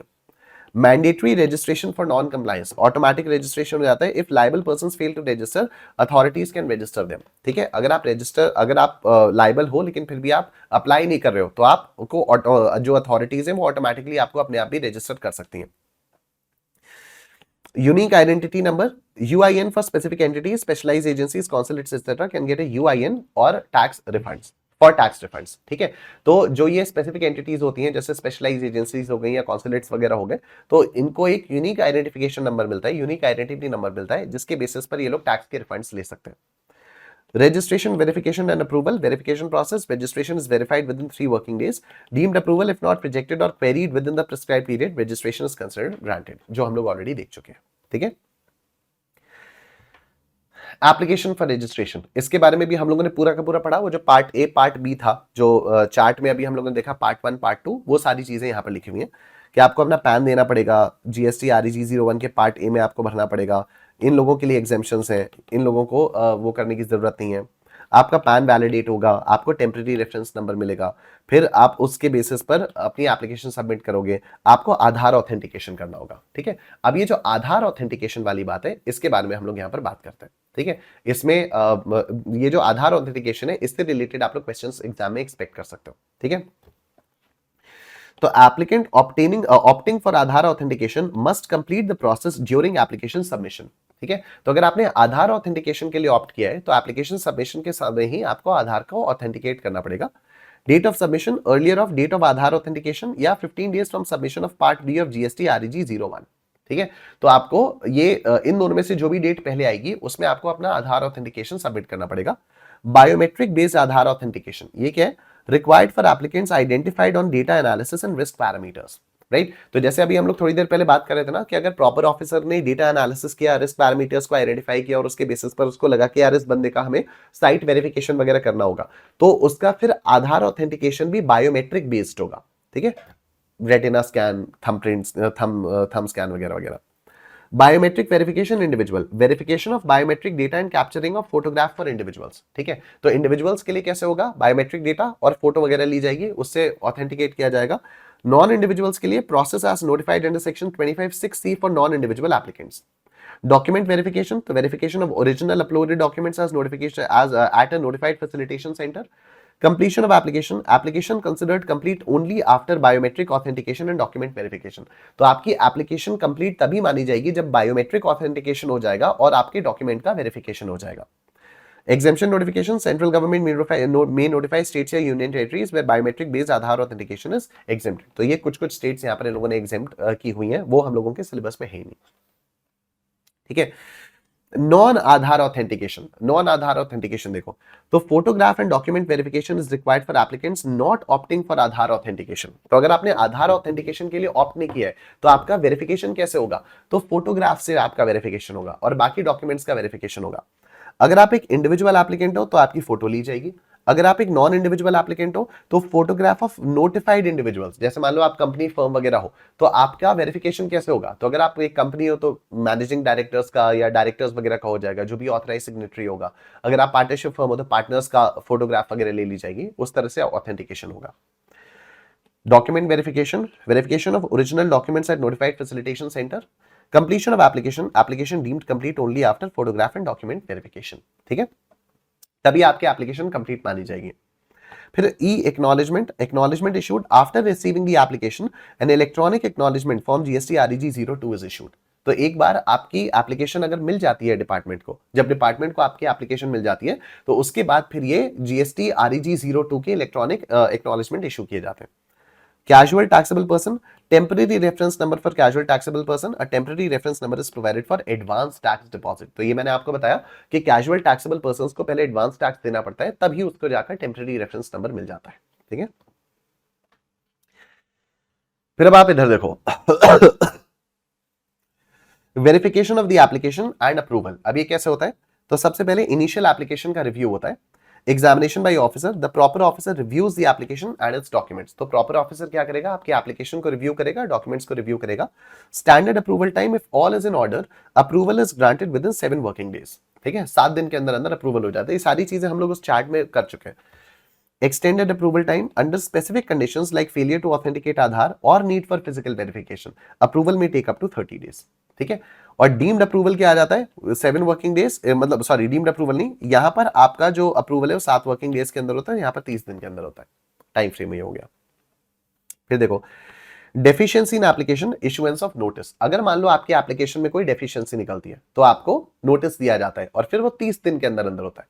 मतलब एप्लीकेशन मिलने के 7 दिन के अंदर अंदर आपको नोटिस दिया जाएगा, और जो भी फिर अप्रूवल वगैरह वो 30 दिन के अंदर होता है, एप्लीकेशन मिलने के 30 दिन के अंदर अंदर। Identification of deficiencies, if application lacks information documents, an electronic notice GST REG 03 is issued within 7 working days। ठीक है, extended notice period, in cases involving Aadhaar issues or the need for physical verification, the notice may be issued within 30 days। Response requirement, आपको notice मिलने के 7 दिन के अंदर अंदर आपको रिस्पॉन्स देना होता है। तो the applicant must respond with necessary clarifications or documents within 7 working days of receiving the notice। Done? फिर देखो अप्रूवल पोस्ट क्लैरिफिकेशन, क्लैरिफिकेशन आ गया आपके पास, मतलब प्रॉपर ऑफिसर के पास क्लैरिफिकेशन आ गया, आपने प्रॉपर ऑफिसर को क्लैरिफिकेशन दे दिया, क्लैरिफिकेशन मिलने के 7 दिन के अंदर अंदर उसको वो दे देना होता है। तो approval after clarification, if the officer is satisfied with the response, registration is approved with in 7 working days of receiving the certification clarification और डॉक्यूमेंट्स। ठीक है, फिर एप्लीकेशन रिजेक्शन, नॉन रिस्पांस या अनसैटिस्फैक्टरी रिस्पांस, अगर आप 7 दिन के अंदर अंदर नहीं करते तो आपका एप्लीकेशन ऑलरेडी रिजेक्ट हो जाता है। ठीक है, और फिर जो आपके रिजेक्शन है वो फॉर्म GST REG 05 में कम्युनिकेट कर दिया जाता है।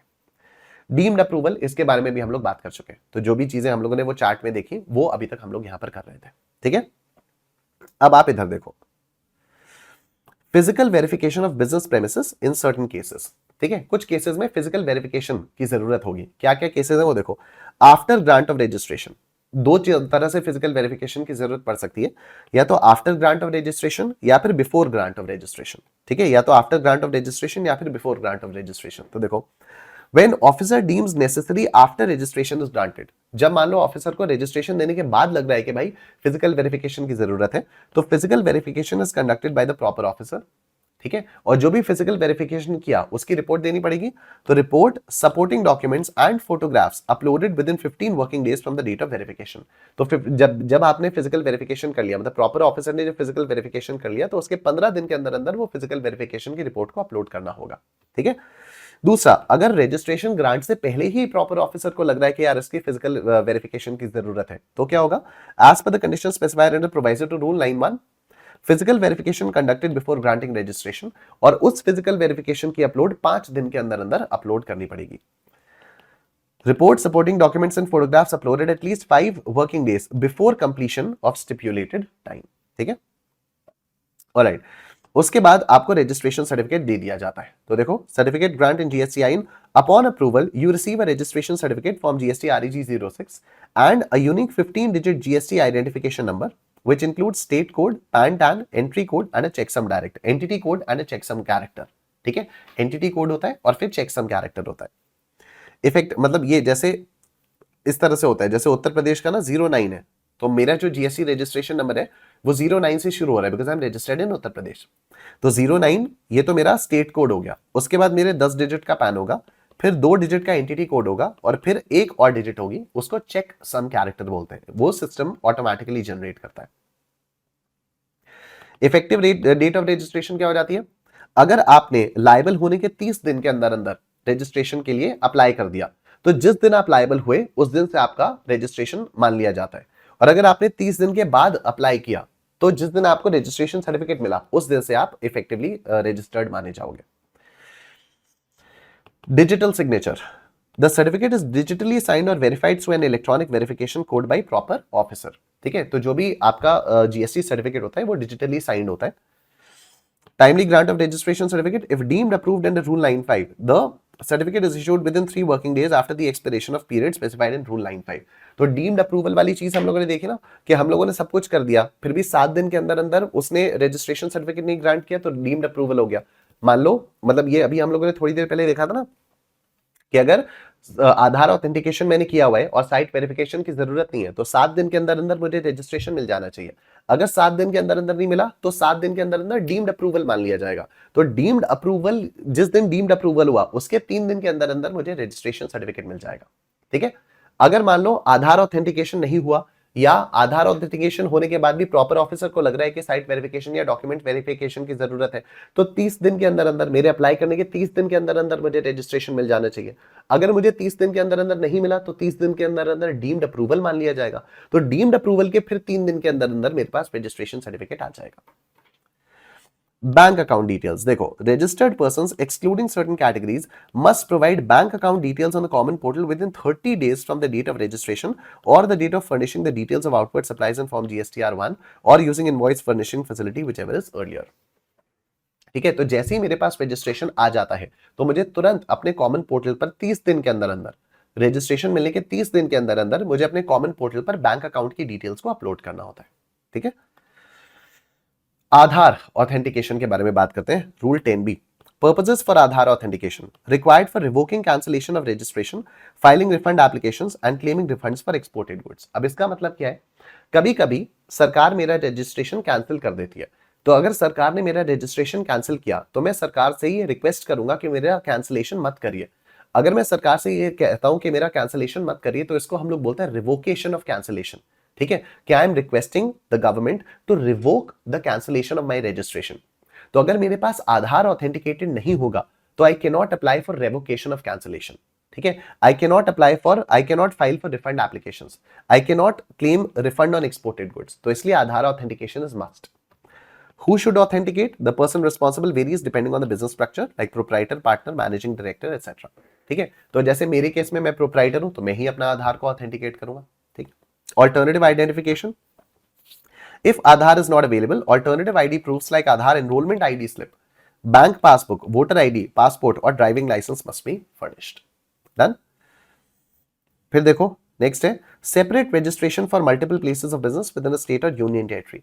तो conditions for separate registration applicable if there are multiple business locations with in a state और union territory with specific requirements for tax paying and invoicing, with specific requirements for tax payment and invoicing. तो अगर ऐसा है, तभी मुझे एक ही state में मल्टीपल ब्रांचेस के लिए भी मुझे रजिस्ट्रेशन लेना पड़ेगा। एप्लीकेशन प्रोसेस क्या है? Separate form GST REG 01 must be filed for each place of business. Verification and grant follows the same procedure as in rules 9 and 10. ठीक है, सुओ मोटो रजिस्ट्रेशन, आप देखो, सुओ मोटो रजिस्ट्रेशन में क्या हो जाता है, मतलब सरकार खुद अपनी मर्जी से आपको रजिस्ट्रेशन प्रोवाइड कर देती है। आप अप्लाई नहीं कर रहे हो, लेकिन अगर सरकार को लग रहा है, अगर प्रॉपर ऑफिसर को लग रहा है कि नहीं आपके पास GST का रजिस्ट्रेशन होना चाहिए, आप फिर भी अप्लाई नहीं कर रहे हो, तो प्रॉपर ऑफिसर आपको अपनी मर्जी से रजिस्ट्रेशन ग्रांट कर सकता है।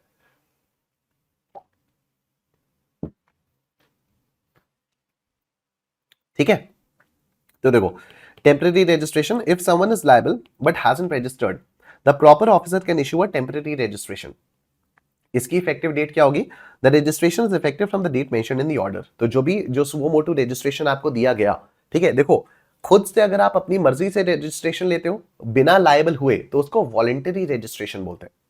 और अगर लायबल होने के बावजूद आप रजिस्ट्रेशन नहीं ले रहे हो, सरकार आपको अपनी मर्जी से रजिस्ट्रेशन दे रही है, तो इसको सुओ मोटो रजिस्ट्रेशन बोलते हैं। ठीक है, तो जो भी ऑर्डर में डेट मेंशन होगी, उस दिन से आपका रजिस्ट्रेशन इफेक्टिव होगा। Deadline for application must be made within 90 days of temporary registration or within 30 days of an appellate order if an appeal is filed. Verification and grant similar to rules 9 and 10. GSTIN effective date, the GSTIN is effective from the date of temporary registration. ठीक है, तो ये verification और grant बिल्कुल वही है जो अभी तक हम लोग थोड़ी देर से इतनी देर से पढ़ते हुए आ रहे हैं.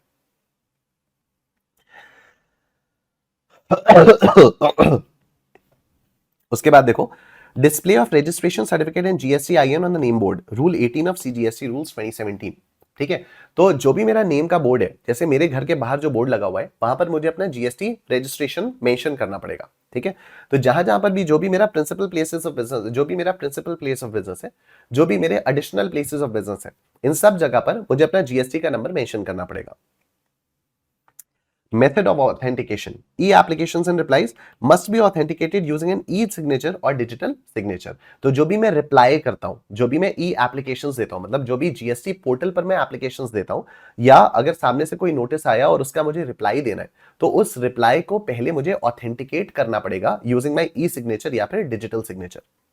Signatory requirements. Different entities have specific signing authorities like the CEO for companies और Karta for HUFs. तो अलग अलग फर्म्स के लिए कौन कौन ये साइन कर सकता है डिजिटल सिग्नेचर से, कौन कौन ऑथेंटिकेट कर सकता है, उसकी रिक्वायरमेंट्स अलग अलग तरीके से दी हुई है. E notices and certificates issued electronically and authenticated by digital signature और ई सिग्नेचर. ठीक है, alright. Assignment of unique identity number to certain special entities. तो ये इसके बारे में भी हम लोगों ने अभी थोड़ी देर पहले बात की थी कि यूआईएन के लिए यूआईएन आपको मिल जाता है. तो जो अगर आप यूनाइटेड नेशंस की स्पेशलाइज एजेंसीज हो या कॉन्सुलेट्स हो, एम्बेसीज हो और बाकी लोग हो जो कमिश्नर स्पेसिफाई करता है, तो उन लोगों को यूआईएन मिल जाता है जिससे वो टैक्स के रिफंड्स क्लेम कर पाए. तो एप्लीकेशन कैसे आप अप्लाई कैसे करते हैं, ये लोग अप्लाई करते हैं फॉर्म GST REG 13 में, और ये भी अपने कॉमन पोर्टल या फैसिलिटेशन सेंटर पे अप्लाई करते हैं. यूआईएन असाइन हो जाता है, रजिस्ट्रेशन सर्टिफिकेट इनको 3 वर्किंग डेज के अंदर अंदर मिल जाता है. ठीक है, उसके बाद सेक्शन 26 आता है हमारा डीम्ड रजिस्ट्रेशन वाला. तो रजिस्ट्रेशन सर्टिफिकेट या यूआईएन अंडर SGST या UTGST, अगर मान लो आपको CGST में नहीं मिला तो SGST और UTGST में भी रिजेक्टेड मान लिया जाएगा. ठीक है, अगर CGST में मिल गया तो SGST UTGST का भी ग्रांटेड मान लिया जाएगा. ठीक है, तो अगर मान लो आपको CGST या SGST के अंदर रजिस्ट्रेशन सर्टिफिकेट, सॉरी, अगर आपको CGST के अंदर रजिस्ट्रेशन सर्टिफिकेट मिल गया तो SGST या UTGST के लिए आपको अलग से अप्लाई करने की जरूरत नहीं है. मान लिया जाएगा कि आपका SGST या UTGST वाला भी रजिस्ट्रेशन सर्टिफिकेट आपको मिल चुका है. और अगर मान लो CGST में रिजेक्ट हो गया तो फिर यहां पर भी रिजेक्टेड मान लिया जाएगा. मान लो CGST में मिल गया लेकिन यहां पर स्पेसिफिकली रिजेक्ट कर दिया गया, तो अगर यहां पर रिजेक्ट हुआ तो फिर CGST में भी रिजेक्टेड मान लिया जाएगा, CGST में भी रिजेक्टेड मान लिया जाएगा. ठीक है, registration of non resident and casual taxable person. ठीक है, नॉन रेजिडेंट्स और कैजुअल टैक्सेबल पर्संस का रजिस्ट्रेशन यहाँ पर कैसे होता है, क्या चीजें होती हैं, उसके बारे में हम लोग यहाँ पर डिस्कशन करते हैं. तो सबसे पहले देखो, कैजुअल टैक्सेबल पर्सन के बारे में डेफिनेशन में, occasionally undertakes business transactions in a state या union territory where they have no fixed place of business. तो इसका मैंने आप लोगों को एग्जांपल दिया था कि जैसे यहाँ पर प्रयागराज में शिल्प मेला लगता है, तो यहाँ पर अलग अलग स्टेट से लोग आते हैं, अपने अपने स्टॉल्स लगाते हैं, तो वो सब क्या हो गए, वो सब लोग हो गए casual taxable person. Non resident taxable persons कौन से होते हैं, वो होते हैं जो इंडिया के ही नहीं होते, उनका इंडिया में ही कहीं कोई रजिस्ट्रेशन नहीं होता, इंडिया के बाहर वाले लोग होते हैं और वो बीच बीच में इंडिया में अपना बिजनेस करते हैं, तो those are known as non resident taxable persons.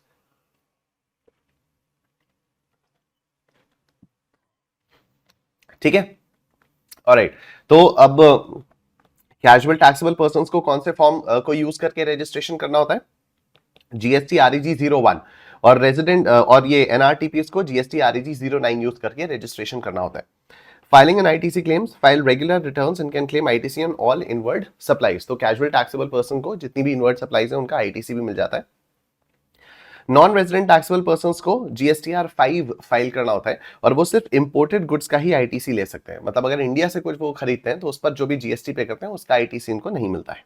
ठीक है, उसके बाद special provisions relating to casual taxable persons and non resident taxable persons. अब देखो यहाँ पर क्या है, registration time frame apply at least 5 days before starting the business. तो इससे रिलेटेड काफी सारे क्वेश्चंस एग्जाम में आते हैं. आपको बता दिया जाएगा कि ये कैजुअल टैक्सेबल पर्सन है या ये नॉन रेजिडेंट टैक्सेबल पर्सन है और ये जो है इस पर्टिकुलर स्टेट में अपना बिजनेस स्टार्ट करना चाह रहा है और बताओ इसको क्या क्या चीजें करनी पड़ेंगी. तो आपको वो पूरा प्रोसेस लिखना होता है कि भाई 5 दिन का बिजनेस स्टार्ट करने के कम से कम 5 दिन पहले तुम अपना वो करोगे, रजिस्ट्रेशन करवाओगे, ठीक है, नॉन रेजिडेंट हो अगर तो तुम्हें फॉर्म जीएसटी आर 009 भरना पड़ेगा, रिक्वायर्ड डॉक्यूमेंट्स के साथ देना पड़ेगा।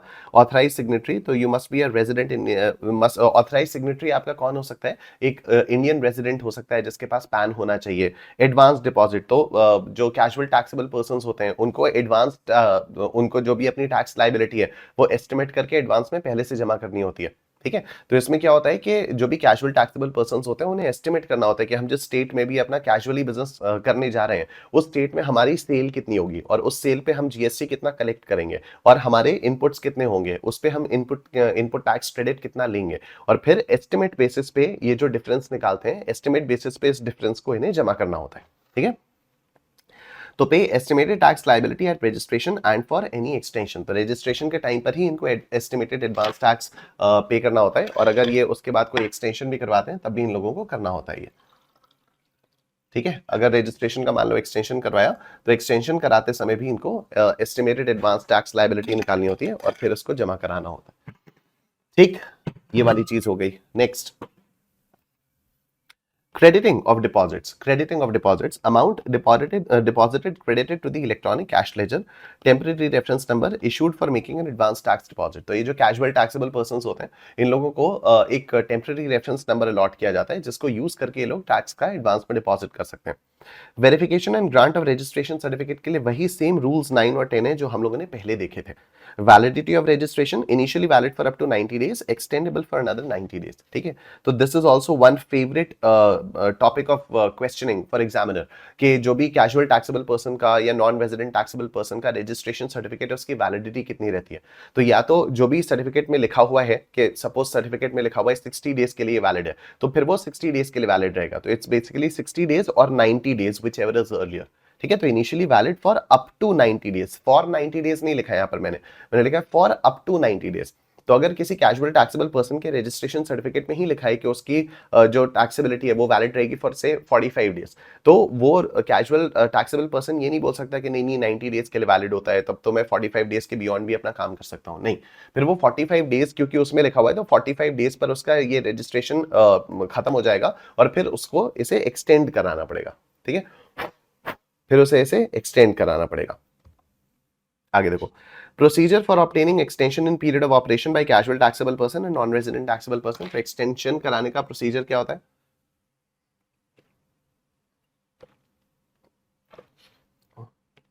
Application for extension before current registration expires in form GST REG 11। जब आपका रजिस्ट्रेशन खत्म होने वाला हो और आपको लगे कि मुझे एक्सटेंड कराने की जरूरत पड़ सकती है तो रजिस्ट्रेशन खत्म होने से पहले ही आप आप एक्सटेंशन के लिए एप्लीकेशन डाल दो फॉर्म जीएसटी आरईजी 11 से। पेमेंट फॉर एक्सटेंशन, पे estimated tax liability for extended period. Of course estimated tax liability आपको एक्सटेंडेड पीरियड की भी पे करनी पड़ेगी। डन। उसके बाद हम लोग आते हैं अमेंडमेंट ऑफ रजिस्ट्रेशन सेक्शन 28 पर। रजिस्ट्रेशन में अमेंडमेंट करने की कब जरूरत पड़ती है? जब आपको लगता है कि आपकी कुछ डिटेल्स चेंज हो रही हैं, ठीक है। तो देखो, informing proper officer, registered persons and UIN holders must notify changes in the registration information. This should be done with in 15 days of the change occurrence. तो अगर मान लो मेरा सपोज एड्रेस चेंज हो जाता है या कुछ और मेरा लेट्स से कोई बिजनेस जो जिस चीज का मैं बिजनेस कर रहा हूँ वो चीज ही चेंज हो जाती है या कुछ भी इस टाइप की चीजें, तो चेंज होने के 15 दिन के अंदर अंदर मुझे प्रॉपर ऑफिसर को इन्फॉर्म करना पड़ेगा, ठीक है। चेंज होने के 15 दिन के अंदर अंदर मुझे प्रॉपर ऑफिसर को इन्फॉर्म करना पड़ेगा। उसके बाद approval or rejection of amendments, proper officer क्या करेगा? प्रॉपर ऑफिसर उन चेंजेस को रिव्यू करेगा। तो the proper officer reviews the changes and decides whether to approve or reject them. फिर प्रॉपर ऑफिसर डिसाइड करेगा कि इसको अप्रूव करना भी है या नहीं। Some amendments may not require officer approval, कुछ अमेंडमेंट्स की जरूरत नहीं भी होती है। Applicants have the right to be heard before rejection. तो अगर मान लो प्रॉपर ऑफिसर रिजेक्ट कर देता है तो एप्लीकेंट को पहले उसको सुनना पड़ेगा, एप्लीकेंट को अपनी सफाई देने का मौका देना पड़ेगा। Deemed rejection or approval, तो rejections or approvals under SGST और UTGST are also considered as such under CGST, ठीक है। मतलब अगर SGST या UTGST में आपके अमेंडमेंट्स का रिजेक्शन हो गया या अप्रूवल हो गया तो मान लिया जाएगा कि वो CGST में भी हो गया। अब प्रोसीजर क्या होता है? तो देखो, एप्लीकेशन फॉर चेंज, सबसे पहले submit changes electronically in form GST REG 14 with in 15 days of the change. तो जैसे चेंज हुआ 15 दिन के अंदर अंदर 15 दिन के अंदर अंदर आपको जीएसटी आरईजी 14 में उन चेंजेस के बारे में इलेक्ट्रॉनिकली सबमिट करना पड़ेगा।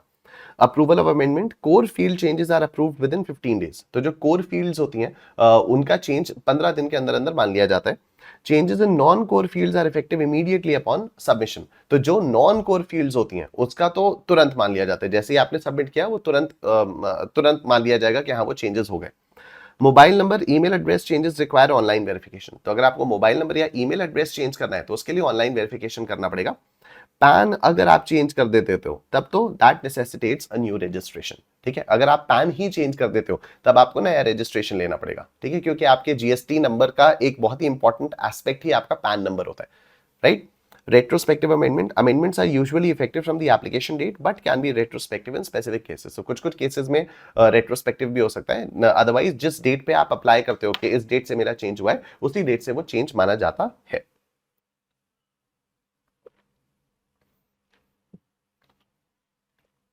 फिर देखो, show cause notice for rejection issued if amendment is deemed unnecessary or documents are incomplete। तो आपको शो कॉज नोटिस दिया जाएगा। अगर मान लो अमेंडमेंट की जरूरत, प्रॉपर ऑफिसर को लग रहा है अमेंडमेंट की जरूरत नहीं है, या प्रॉपर ऑफिसर को लग रहा है कि डॉक्यूमेंट्स इनकम्प्लीट है, तो आपको एक शो कॉज नोटिस दिया जाएगा कि भाई हम रिजेक्ट करने जा रहे हैं, अगर कुछ हमसे मिस हो रहा हो तो आके बता दो। Reply to show cause notice, respond with in 7 working days of receiving the notice. तो आपको नोटिस मिलने के 7 वर्किंग डेज के अंदर अंदर रिस्पॉन्ड करना होगा। Rejection of application. Rejection occurs only if the reply is unsatisfactory or not provided. Deemed amendment. If no action is taken within 15 days of submitting the application or 7 working days of receiving the reply, amendment is deemed approved। मतलब क्या हो गया कि आपने change के लिए, आपने amendment के लिए अप्लाई किया, 15 दिन के अंदर अंदर सामने से कोई रिस्पांस नहीं आया तो मान लिया जाएगा कि हाँ ठीक है, आपका जो भी आपने अमेंडमेंट के लिए अप्लाई किया था वो अमेंडमेंट आपका एक्सेप्ट हो चुका है। या अगर मान लो आपने अमेंडमेंट के लिए अप्लाई किया और सामने से आपके पास एक शो कॉज नोटिस आया कि भाई रिप्लाई करो, आपने रिप्लाई कर दिया, रिप्लाई देने के 7 दिन के अंदर अंदर वहां से कोई कम्युनिकेशन नहीं आया तो मान लिया जाएगा कि आपका जो रिप्लाई है वो एक्सेप्ट कर दिया गया है, आपके अमेंडमेंट्स को अप्रूव कर दिया गया है। ठीक है, नेक्स्ट है कैंसिलेशन और suspension of registration under section 29। आओ देखो, cancellation of registration. The proper officer can cancel registration suo motu or upon application by the registered person or their legal heirs। ठीक है, मतलब कैंसिलेशन आपका कैसे हो सकता है, या तो प्रॉपर ऑफिसर अपनी मर्जी से आपका रजिस्ट्रेशन कैंसिल कर सकता है, अगर उसको लग रहा है कि कुछ तो गड़बड़ी हो रही है तो वो अपनी मर्जी से आपका रजिस्ट्रेशन कैंसिल कर सकता है। या फिर मान लो आपने अप्लाई किया हो कि भाई आपको अपना रजिस्ट्रेशन कैंसिल कराना है तो आपका रजिस्ट्रेशन कैंसिल किया जा सकता है। या आपके लीगल एयर्स ने अप्लाई किया हो कि भाई आपका रजिस्ट्रेशन कैंसिल करना है, तब भी आपका रजिस्ट्रेशन कैंसिल किया जा सकता है। Done. Reasons for cancellation include discontinuation of business. क्यों आपका रजिस्ट्रेशन कैंसिल किया जा सकता है? अगर आपका बिजनेस डिसकंटिन्यू हो गया है, अगर आपका बिजनेस का ट्रांसफर हो गया है, अमालगमेशन हो गया है, डीमर्जर हो गया है, या कॉन्स्टिट्यूशन में कोई चेंज हो चुका है, या फिर आप अब रजिस्ट्रेशन के लिए लायबल बचे ही नहीं। ठीक है, अब आप रजिस्ट्रेशन के लिए लायबल बचे ही नहीं, तो कैसे नहीं बचे? सपोज आप कोई टैक्सेबल सप्लाईज दे रहे थे, सडनली सरकार ने डिसाइड किया कि अब वो एग्जेम्प्ट सप्लाईज हो गई, आप कोई और सप्लाई दे ही नहीं रहे थे, तो अब now you have no reason to be registered anymore. Registration में be suspended during cancellation proceedings. तो सपोज आपने कैंसिलेशन के लिए अप्लाई किया, अब जैसे ही आपने कैंसिलेशन के लिए अप्लाई किया तो इफेक्टिव इमीडिएटली तो आपका रजिस्ट्रेशन कैंसिल होगा नहीं, तो जिस दिन आपने कैंसिलेशन के लिए अप्लाई किया उस दिन से लेकर जब तक आपका रजिस्ट्रेशन फाइनली कैंसिल नहीं हो जाता तब तक आपका रजिस्ट्रेशन सस्पेंडेड माना जाएगा। Reasons for cancellation bye proper officer. अब यहां पर हम लोगों ने ये भी देखा था कि प्रॉपर ऑफिसर आपका रजिस्ट्रेशन अपनी मर्जी से भी कैंसिल कर सकता है, तो उसके लिए क्या क्या रीजंस हो सकते हैं प्रॉपर ऑफिसर के पास? Cancellation can occur for contravening GST laws such as non conduct of business from declared place. अगर आपने अपने रजिस्ट्रेशन सर्टिफिकेट में जो प्लेस ऑफ बिजनेस मेंशन की थी वहां से आप बिजनेस कर ही नहीं रहे हो तो फिर आपका रजिस्ट्रेशन कैंसिल किया जा सकता है। Issuing bills without supply, supply कर नहीं रहे हो, बिल्स पे बिल्स इशू किए जा रहे हो। Violating anti profiteering rules, not providing bank details, misusing ITC, inconsistent supply details in GSTR1 as amended by GSTR1A, or not filing returns as required। Inconsistent supply details का मतलब क्या होता है कि GSTR1 में सपोज आपने कहा मेरी 1 लाख रुपए की सेल थी और GSTR3B में आपने बोला कि मेरी तो लेट्स से 75,000 रुपीज की सेल थी, तो GSTR1 में आपने ज्यादा दिखा दिया और GSTR3B में आपने कम दिखाया, तो ये अगर आपने ये सब करते रहे, आप बार बार करते रहे तो आपका रजिस्ट्रेशन कैंसिल किया जा सकता है। Opportunity for a hearing is provided before cancellation, obviously. Registration may be suspended during proceedings, obviously. We've discussed this. Voluntarily registered persons can cancel registration any time. तो अगर मैंने voluntarily register किया हुआ था अपने आप को, मतलब I had not become liable for registration, मेरा टर्नओवर 20 लाख या 40 लाख क्रॉस नहीं हुआ था, मैं या 10 लाख क्रॉस नहीं हुआ था, whatever, मेरे पास रजिस्ट्रेशन के लिए मैं लाइबल नहीं था, मैं वॉलंटरीली रजिस्टर हो गया था, तब मैं अपना रजिस्ट्रेशन कभी भी कैंसिल कर सकता हूं, कोई दिक्कत वाली बात नहीं है उसमें, ठीक है।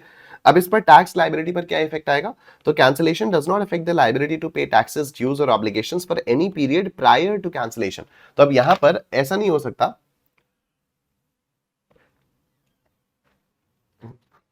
सपोज क्या हुआ कि लेट्स से आप रजिस्टर्ड चल रहे थे, ठीक है, आप रजिस्टर्ड चल रहे थे, लेट्स से 1 जनवरी 2025 को आपने कैंसिलेशन के लिए अप्लाई कर दिया, ठीक है।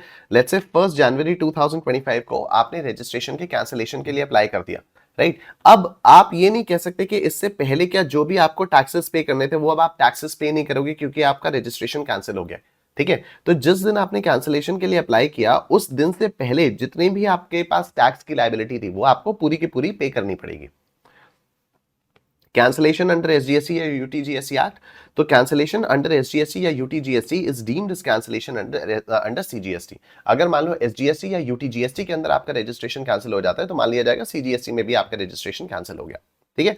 Next, liabilities on cancellation. Upon cancellation, payment equal to the hire of ITC available on goods and stock or output tax is required. जब आपका रजिस्ट्रेशन कैंसिल हो जाता है तो फिर आपको कितना टैक्स पे करना पड़ता है, जितना भी आपकी आउटपुट लाइबिलिटी आ रही थी या तो वो, या फिर जितना आप आईटीसी ले चुके हो, इन दोनों में से जो भी हायर है वो आपको पे करना पड़ेगा। Includes input in stock, semi finished goods and capital goods. तो इन सब पे मतलब raw material, work in progress, finished goods और कैपिटल गुड्स पे जितना भी आप आईटीसी ले चुके थे, जितना भी आपका नॉन लैब्स पड़ा हुआ है, मतलब जितना अनयूटिलाइज्ड पड़ा हुआ है, तो या तो वो या फिर जितनी भी आपकी आउटपुट लाइबिलिटी है व्हिचएवर इज हायर वो आपको पे करना पड़ेगा। Payment for capital goods is based on ITC taken और the tax on transaction value whichever is higher. तो ये वही वाली बात हो गई कि कैपिटल गुड्स पर आप किस तरह से लोगे, तो जितना आपने आईटीसी लिया हुआ है, जो भी इसकी जो एस्टिमेटेड यूजफुल लाइफ मानते हैं, कैपिटल गुड्स की 5 साल की एस्टिमेटेड यूजफुल लाइफ मानी जाती है, तो या तो वो या तो जितना भी जो भी उसकी ट्रांजैक्शन वैल्यू है, जितने में आप वो कैपिटल एसेट बेच रहे हो, उसमें से जो भी हायर होगा वो आपको पे करना पड़ेगा, ठीक है। अब देखो, application for cancellation of registration, application submission, registered persons excluding tax deductors, tax collectors and UIN holders who wish to cancel their registration must submit an application.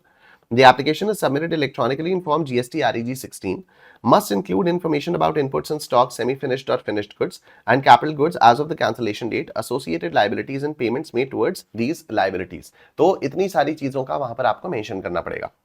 Relevant documents should accompany the application. The application and documents must be submitted within 30 days of the event leading to the cancellation.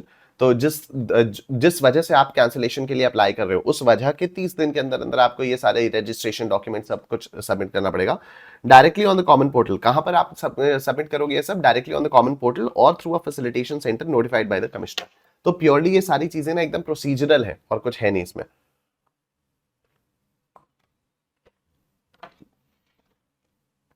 अब देखो,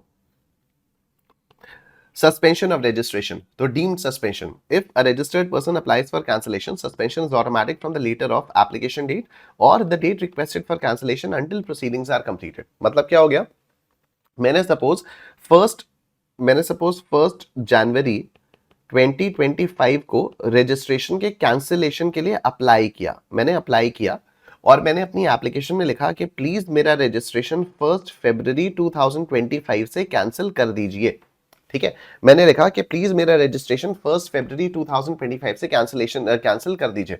तो मैंने apply तो किया है यहां पर 1 जनवरी 2025 को, लेकिन मैंने एप्लीकेशन फॉर्म में लिखा है कि मेरा रजिस्ट्रेशन कब से कैंसिल कर दीजिए, मेरा रजिस्ट्रेशन कैंसिल कर दीजिए फ्रॉम 1 फरवरी 2025, ये मैंने लिखा हुआ है, ठीक है।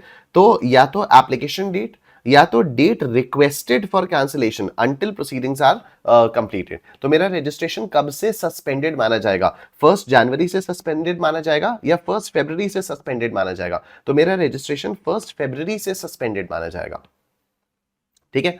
उसके बाद देखो, suspension by proper officer, if proper officer believes registration should be cancelled he may suspend registration pending investigation.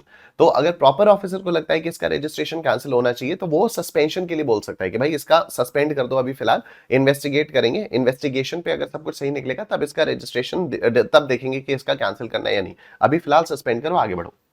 Grounds for suspension, proper officer कब कर सकता है? जब उसको सिग्निफिकेंट डिस्क्रिपेंसीज दिखाई दें in returns, GSTR 1 versus GSTR 3बी, ठीक है, जीएसटीआर 1 वर्सेस जीएसटीआर 3बी, non compliance with furnishing bank account details under rule 10A। तो रूल 10A जिसके बारे में हम लोग ऑलरेडी बात कर चुके हैं, उसके हिसाब से अगर आपने बैंक अकाउंट की डिटेल्स फर्निश नहीं की तब भी आपका रजिस्ट्रेशन सस्पेंशन में जा सकता है।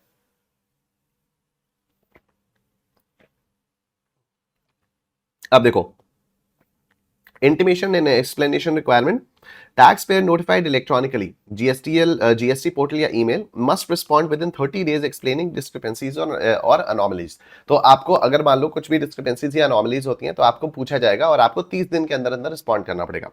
Restriction on refunds, no refund claims under section 54 during suspension। Restrictions during suspension, cannot issue tax invoices or make taxable supplies, no return filing obligations under section 39 during suspension। तो जब तक आपका registration suspended है तब तक आप tax invoices नहीं issue कर सकते, टैक्सेबल सप्लाईज नहीं कर सकते और आपके ऊपर कोई रिटर्न फाइलिंग करने की भी कोई ऑब्लिगेशन नहीं रहती है। No refund during suspension, no eligibility for refunds during suspended period. तो आप सस्पेंडेड पीरियड के टाइम में आपको रिफंड्स भी नहीं मिल सकते, ठीक है, वो भी कुछ नहीं रहेगा। Revocation of suspension, revocation of suspension मतलब आपके सस्पेंशन को कैंसिल कर दिया, ठीक है, आपके सस्पेंशन को वापस ले लिया। तो automatic revocation after cancellation proceedings conclude effective from suspension date. Officer can revoke suspension during proceedings, proceedings के बीच में ऑफिसर आपका सस्पेंशन वापस ले सकता है, रिवोक कर सकता है। Automatic revocation upon filing pending returns if suspension due to returns non filing. मतलब क्या हो गया कि अगर आपका सस्पेंशन, रजिस्ट्रेशन आपका सस्पेंड इस वजह से किया था कि आपने रिटर्न्स फाइल नहीं किए और फिर आपने रिटर्न्स फाइल कर दिए तो आपके सस्पेंशन को ऑटोमेटिकली रिवोक कर दिया जाएगा, वो ऑटोमेटिकली हो जाएगा।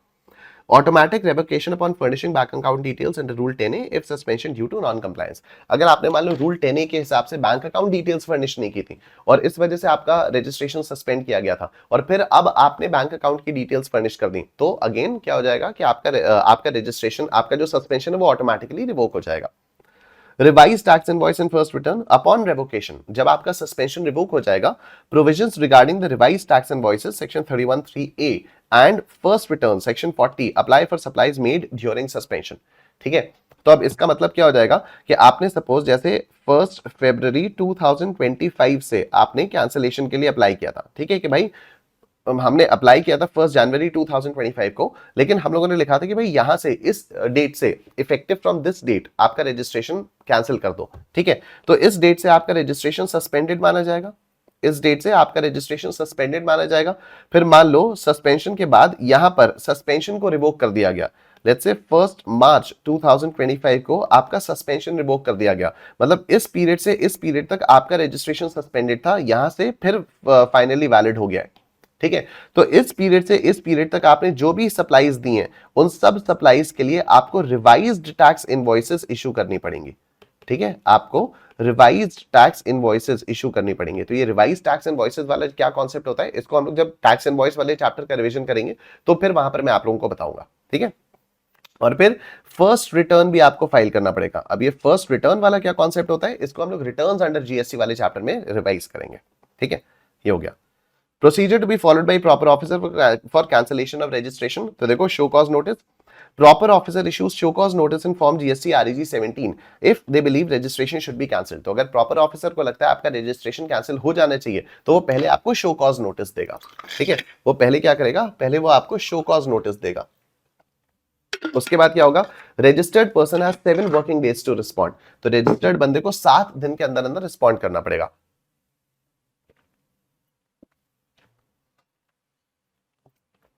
He has to respond within 7 days.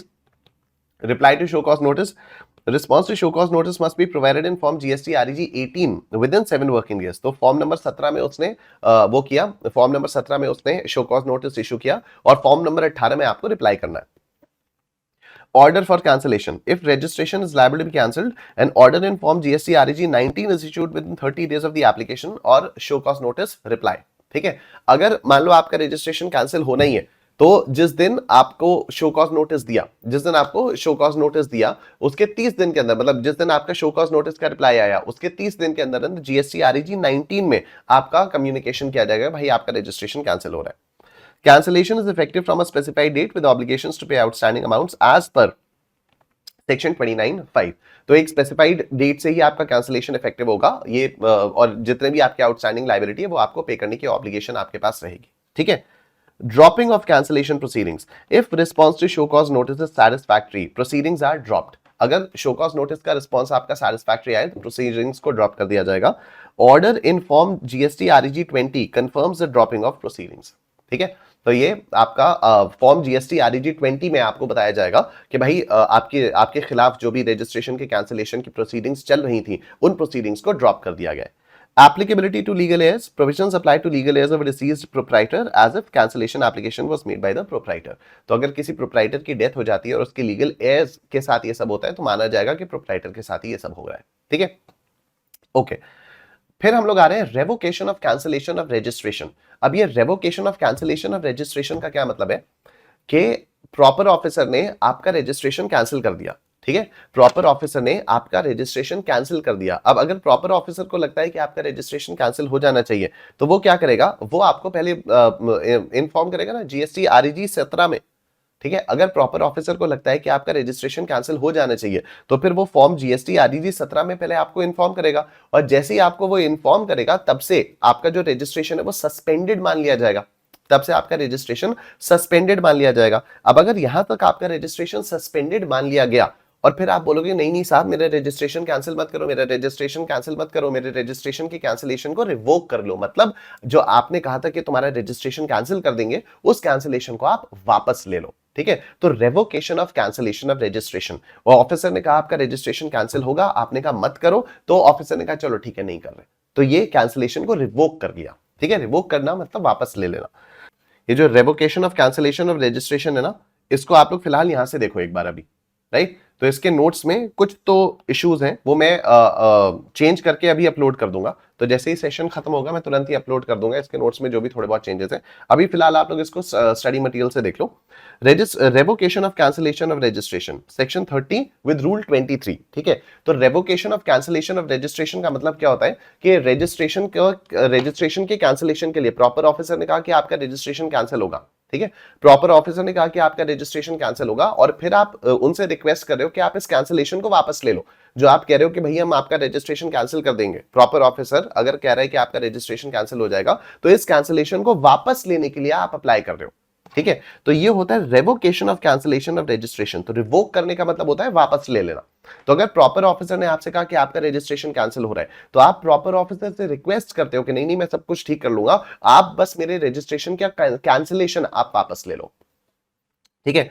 तो देखो procedure for revocation of cancellation, where the registration of a person is cancelled suo motu by the proper officer, such registered person subject to the provisions of rule 10b may apply for revocation of cancellation to such proper officer within a period of 90 days from the date of service of the order of cancellation of registration। तो जैसे ही order आया cancellation का 90 दिन के अंदर अंदर आपको request करनी पड़ेगी कि भाई रिवोक कर दो। Said period of 90 days may, on sufficient cause being shown and for reasons to be recorded in writing, be extended by the commissioner or an officer authorized by him in this behalf, not below the rank of additional commissioner या joint commissioner as the case may be, for a further period not exceeding 180 days। ठीक है। तो ये जो 90 दिन का period है इसको बढ़ाकर 180 दिन भी किया जा सकता है अगर ये commissioner, joint commissioner, additional commissioner इनकी परमिशन हो जाती है तो। 10 A registered person whose registration is cancelled by the proper officer on his own motion may, subject to provisions of Rule 10b, submit an application for revocation of cancellation of registration in prescribed form to such proper officer within a period of 90 days from the date of the service of the order of cancellation of registration at the common portal, either directly or through a facilitation center notified by the commissioner। ठीक है। तो 90 दिन के अंदर अंदर आप cancellation के revocation के लिए अप्लाई कर सकते हो। फिर if the proper officer is satisfied that there are sufficient grounds for revocation of cancellation, अगर proper officer को लगता है कि हाँ आपने जो revocation के लिए अप्लाई किया आपकी बात में दम है, he may revoke the cancellation of registration by an order within 30 days of receipt of application and communicate the same to the applicant। तो आपने जब भी बोला, जब भी आपने अप्लाई किया फॉर रेवोकेशन, उसके 30 दिन के अंदर अंदर आपके ऑर्डर को वो देखेगा, मान लेगा और आपको कम्युनिकेट कर देगा. Otherwise, he may reject the revocation application. However, before rejecting the application, he has to first issue a show cause notice to the applicant, who shall furnish the clarification within 7 working days of service of show cause notice.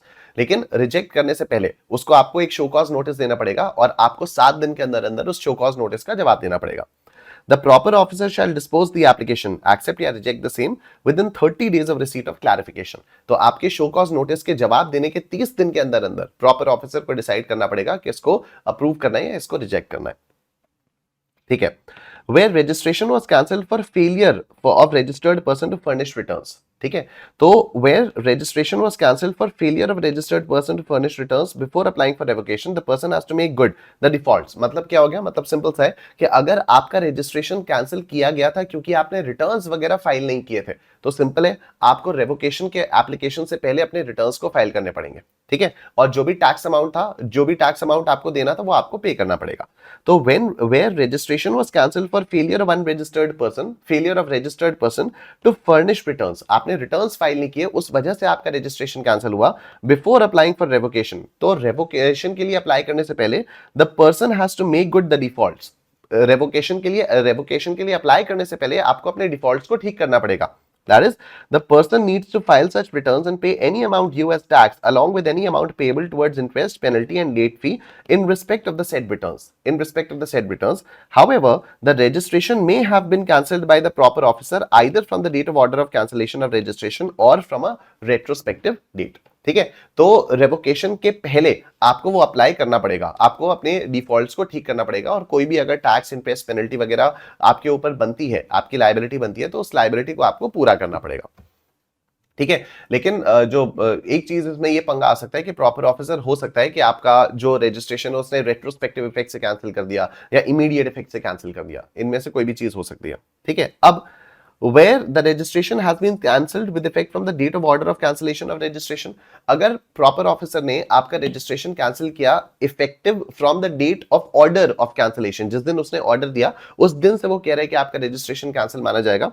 तो as we have already seen that the common portal does not allow furnishing of returns for the period after effective date of cancellation, but returns for the earlier period, that is for the period before the date of cancellation mentioned in the cancellation order, can be furnished after cancellation. तो जिस जो order है, order में लिखा हुआ है कि suppose order आपको पास किया गया लेट्स से 1 फरवरी 2025 को, तो 1 फरवरी 2025 को ऑर्डर में लिखा हुआ है कि भाई तुम्हारा रजिस्ट्रेशन कैंसिल मान लिया जाएगा विद इफेक्ट फ्रॉम 1 फरवरी 2025. तो 1 फरवरी 25 से पहले जितने भी आपके पेंडिंग रिटर्न्स थे वो रिटर्न्स आप फाइल कर सकते हो, वो जीएसटी कॉमन पोर्टल आपको अलाउ करता है. Where the registration is cancelled with effect from the date of order of cancellation of registration, persons applying for revocation of cancellation has to furnish all the returns due till the date of such cancellation before the application for revocation can be filed, and has to pay any amount due as tax in terms of such returns along with any amount payable towards interest, penalties or late fee payable in respect of the said returns. मतलब क्या हो गया कि जब आपका registration, जैसे proper officer ने बोला कि 1 फरवरी 2025 से आपका रजिस्ट्रेशन कैंसिल माना जाएगा, तो अब उससे पहले के रिटर्न्स तो आप फाइल कर सकते हो. तो रिवोकेशन के लिए अप्लाई करने से पहले आपको उसके पहले के सारे रिटर्न्स फाइल करने पड़ेंगे, इंटरेस्ट, पेनल्टी वगैरह आपको सब देनी पड़ेंगी. However, since the portal does not allow to furnish the returns for the period after the date of cancellation of registration, all returns due for the period from the date of order of cancellation till the date of order of revocation of cancellation of registration have to be furnished within a period of 30 days from the date of order of revocation. मतलब क्या हो गया इसका? मतलब ये हो गया कि सपोज 1 फरवरी 2025 को आपके पास ऑर्डर आया कैंसिलेशन का, ऑर्डर आया आपके पास कैंसिलेशन का. ठीक है. 1 फरवरी 2025 को आपके पास ऑर्डर आया कैंसिलेशन का. अब इससे पहले के जितने भी पेंडिंग रिटर्न्स थे, पेंडिंग टैक्स ड्यूज थे, वो सब आप रिवोकेशन की एप्लीकेशन से पहले फिल करोगे. ठीक है. वो सब आप रेवोकेशन की एप्लीकेशन से पहले फाइल करोगे, रिटर्न्स आप फाइल कर दोगे, टैक्स ड्यू सारे के सारे पे कर दोगे. अब सपोज आपका रेवोकेशन कब हुआ? आपका रेवोकेशन हुआ है 1 मार्च 2025 को रिवोक हो गया, आपका कैंसिलेशन रिवोक हो गया. तो रेवोकेशन ऑफ कैंसिलेशन कब हुआ? रेवोकेशन ऑफ कैंसिलेशन आपका हुआ है ऑन 1 मार्च 2025. तो अब यहां से यहां तक के जो डेट रिटर्न्स वगैरह है, यहां से यहां तक के जो भी रिटर्न्स वगैरह है, वो आपका फाइल करोगे रेवोकेशन ऑफ कैंसिलेशन के ऑर्डर के 30 दिन के अंदर अंदर. ठीक है. 1 मार्च 2025 से 30 दिन के अंदर अंदर आपको यहां से यहां तक के जो भी रिटर्न्स वगैरह होंगे वो आपको फाइल करने होंगे। ठीक है, वो आपको रिटर्न्स फाइल करने होंगे।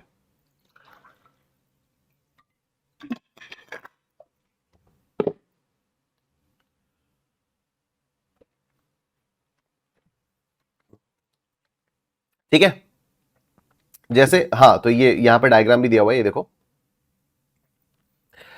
Date from which returns not furnished, यहां से आपने रिटर्न्स को फर्निश ही नहीं किया है। ठीक है, यहां से आपने रिटर्न्स को फर्निश नहीं किया है। Date of order of cancellation of registration, तो effective date of cancellation of registration. ठीक है, तो यहां से लेकर यहां तक के जो रिटर्न्स हैं, returns for this period to be filed before applying for revocation of cancellation. ठीक है, तो इस पीरियड के रिटर्न्स आपको रेवोकेशन से पहले फाइल करने पड़ेंगे। फिर अब ये this is the date of order of revocation of cancellation of registration, मतलब ये इस वाली डेट पर क्या हुआ, इस वाली डेट पर आपको रेवोकेशन का ऑर्डर मिल गया कि ठीक है, हम आपका रजिस्ट्रेशन जो कैंसिलेशन था उस कैंसिलेशन को हम वापस लेते हैं। तो यहां से लेकर यहां तक के रिटर्न्स आपको इस वाली डेट के 30 दिन के अंदर अंदर फाइल करने पड़ेंगे। Returns for this period to be filed with in 30 days of the order of revocation of cancellation. ठीक है, अगर रजिस्ट्रेशन रेट्रोस्पेक्टिव इफेक्ट से कैंसिल कर दिया गया तो क्या होगा? अगर रजिस्ट्रेशन रेट्रोस्पेक्टिव इफेक्ट से कैंसिल कर दिया तो फिर क्या होगा? Where the registration has been cancelled with retrospective effect, it is not possible to furnish the returns before filing the application for revocation of cancellation of registration. ठीक है, obvious सी बात है, अगर आपका रजिस्ट्रेशन कैंसिल ही रेट्रोस्पेक्टिव से हो गया तो जब तक आपने रिटर्न्स फाइल नहीं किए, जब से आपने रिटर्न्स फाइल किए नहीं किए, अब तो रेवोकेशन की एप्लीकेशन से पहले रिटर्न्स फाइल करना पॉसिबल ही नहीं है, क्योंकि आपका रजिस्ट्रेशन कैंसिल ही रेट्रोस्पेक्टिव इफेक्ट से हो गया है। In that case, the application for revocation of cancellation of registration is allowed to be filed subject to the condition that all returns relating to the period from effective date of cancellation of registration till the date of order of revocation of cancellation of registration shall be filed within a period of 30 days from the order of such revocation of cancellation registration. Simple मतलब है, simple short में अगर मैं आपको बताऊं कि अगर आपका रजिस्ट्रेशन रेट्रोस्पेक्टिव इफेक्ट से कैंसिल हो गया है, ठीक है, तो आपको रेवोकेशन की एप्लीकेशन सिर्फ एक ही कंडीशन पर फाइल करने दी जाएगी। आपको रेवोकेशन की एप्लीकेशन सिर्फ एक ही कंडीशन पर फाइल करने दी जाएगी कि जिस दिन आपका ऑर्डर ऑफ रेवोकेशन आया उसके 30 दिन के अंदर अंदर आप अपने सारे के सारे पेंडिंग रिटर्न्स को फाइल कर दोगे। ठीक है, अब देखो क्या हो गया यहां पर, effective date of cancellation of registration, date from which the returns are not furnished. ठीक है, तो अब यही आपका कैंसिलेशन, यही आपकी कैंसिलेशन की इफेक्टिव डेट हो गई। ठीक है, date of order of cancellation of registration, यहां पर आपके पास कैंसिलेशन का ऑर्डर आया लेकिन इफेक्टिव डेट क्या हो गई? रेट्रोस्पेक्टिव इफेक्ट हो गया, रेट्रोस्पेक्टिव इफेक्ट हो गया। तो अब आप यहां से लेकर ऑर्डर ऑफ रेवोकेशन की एप्लीकेशन तक ये वाले रिटर्न्स तो फाइल कर ही नहीं सकते। ठीक है, तो आपने रेवोकेशन के लिए अप्लाई किया, अब आपने रेवोकेशन के लिए जब अप्लाई किया तो फिर यहां पर date of order of revocation of cancellation of registration आया, यहां पर आपका जो ऑर्डर है, यहां पर आपके कैंसिलेशन को रिवोक कर दिया गया। तो अब इस पीरियड से लेकर इस पीरियड तक के जितने भी रिटर्न्स हैं, returns for this period to be filed with in 30 days from the order of revocation of cancellation, तो वो यहां से 30 दिन के अंदर अंदर आपको सारे के सारे रिटर्न्स फाइल करने पड़ेंगे। ठीक है, ये हो जाएगा। Alright, points to be noted. UIN holders, that is UIN bodies, embassies, other notified persons, GST practitioners cannot apply for revocation of cancelled registration. In case the registration is cancelled on request of the taxpayer or his legal heir, one cannot apply for revocation of cancelled registration. एकदम सीधी सी बात है, अगर आप खुद ही कह रहे हो मेरा registration cancel कर दो, फिर आप revocation के लिए apply नहीं कर सकते।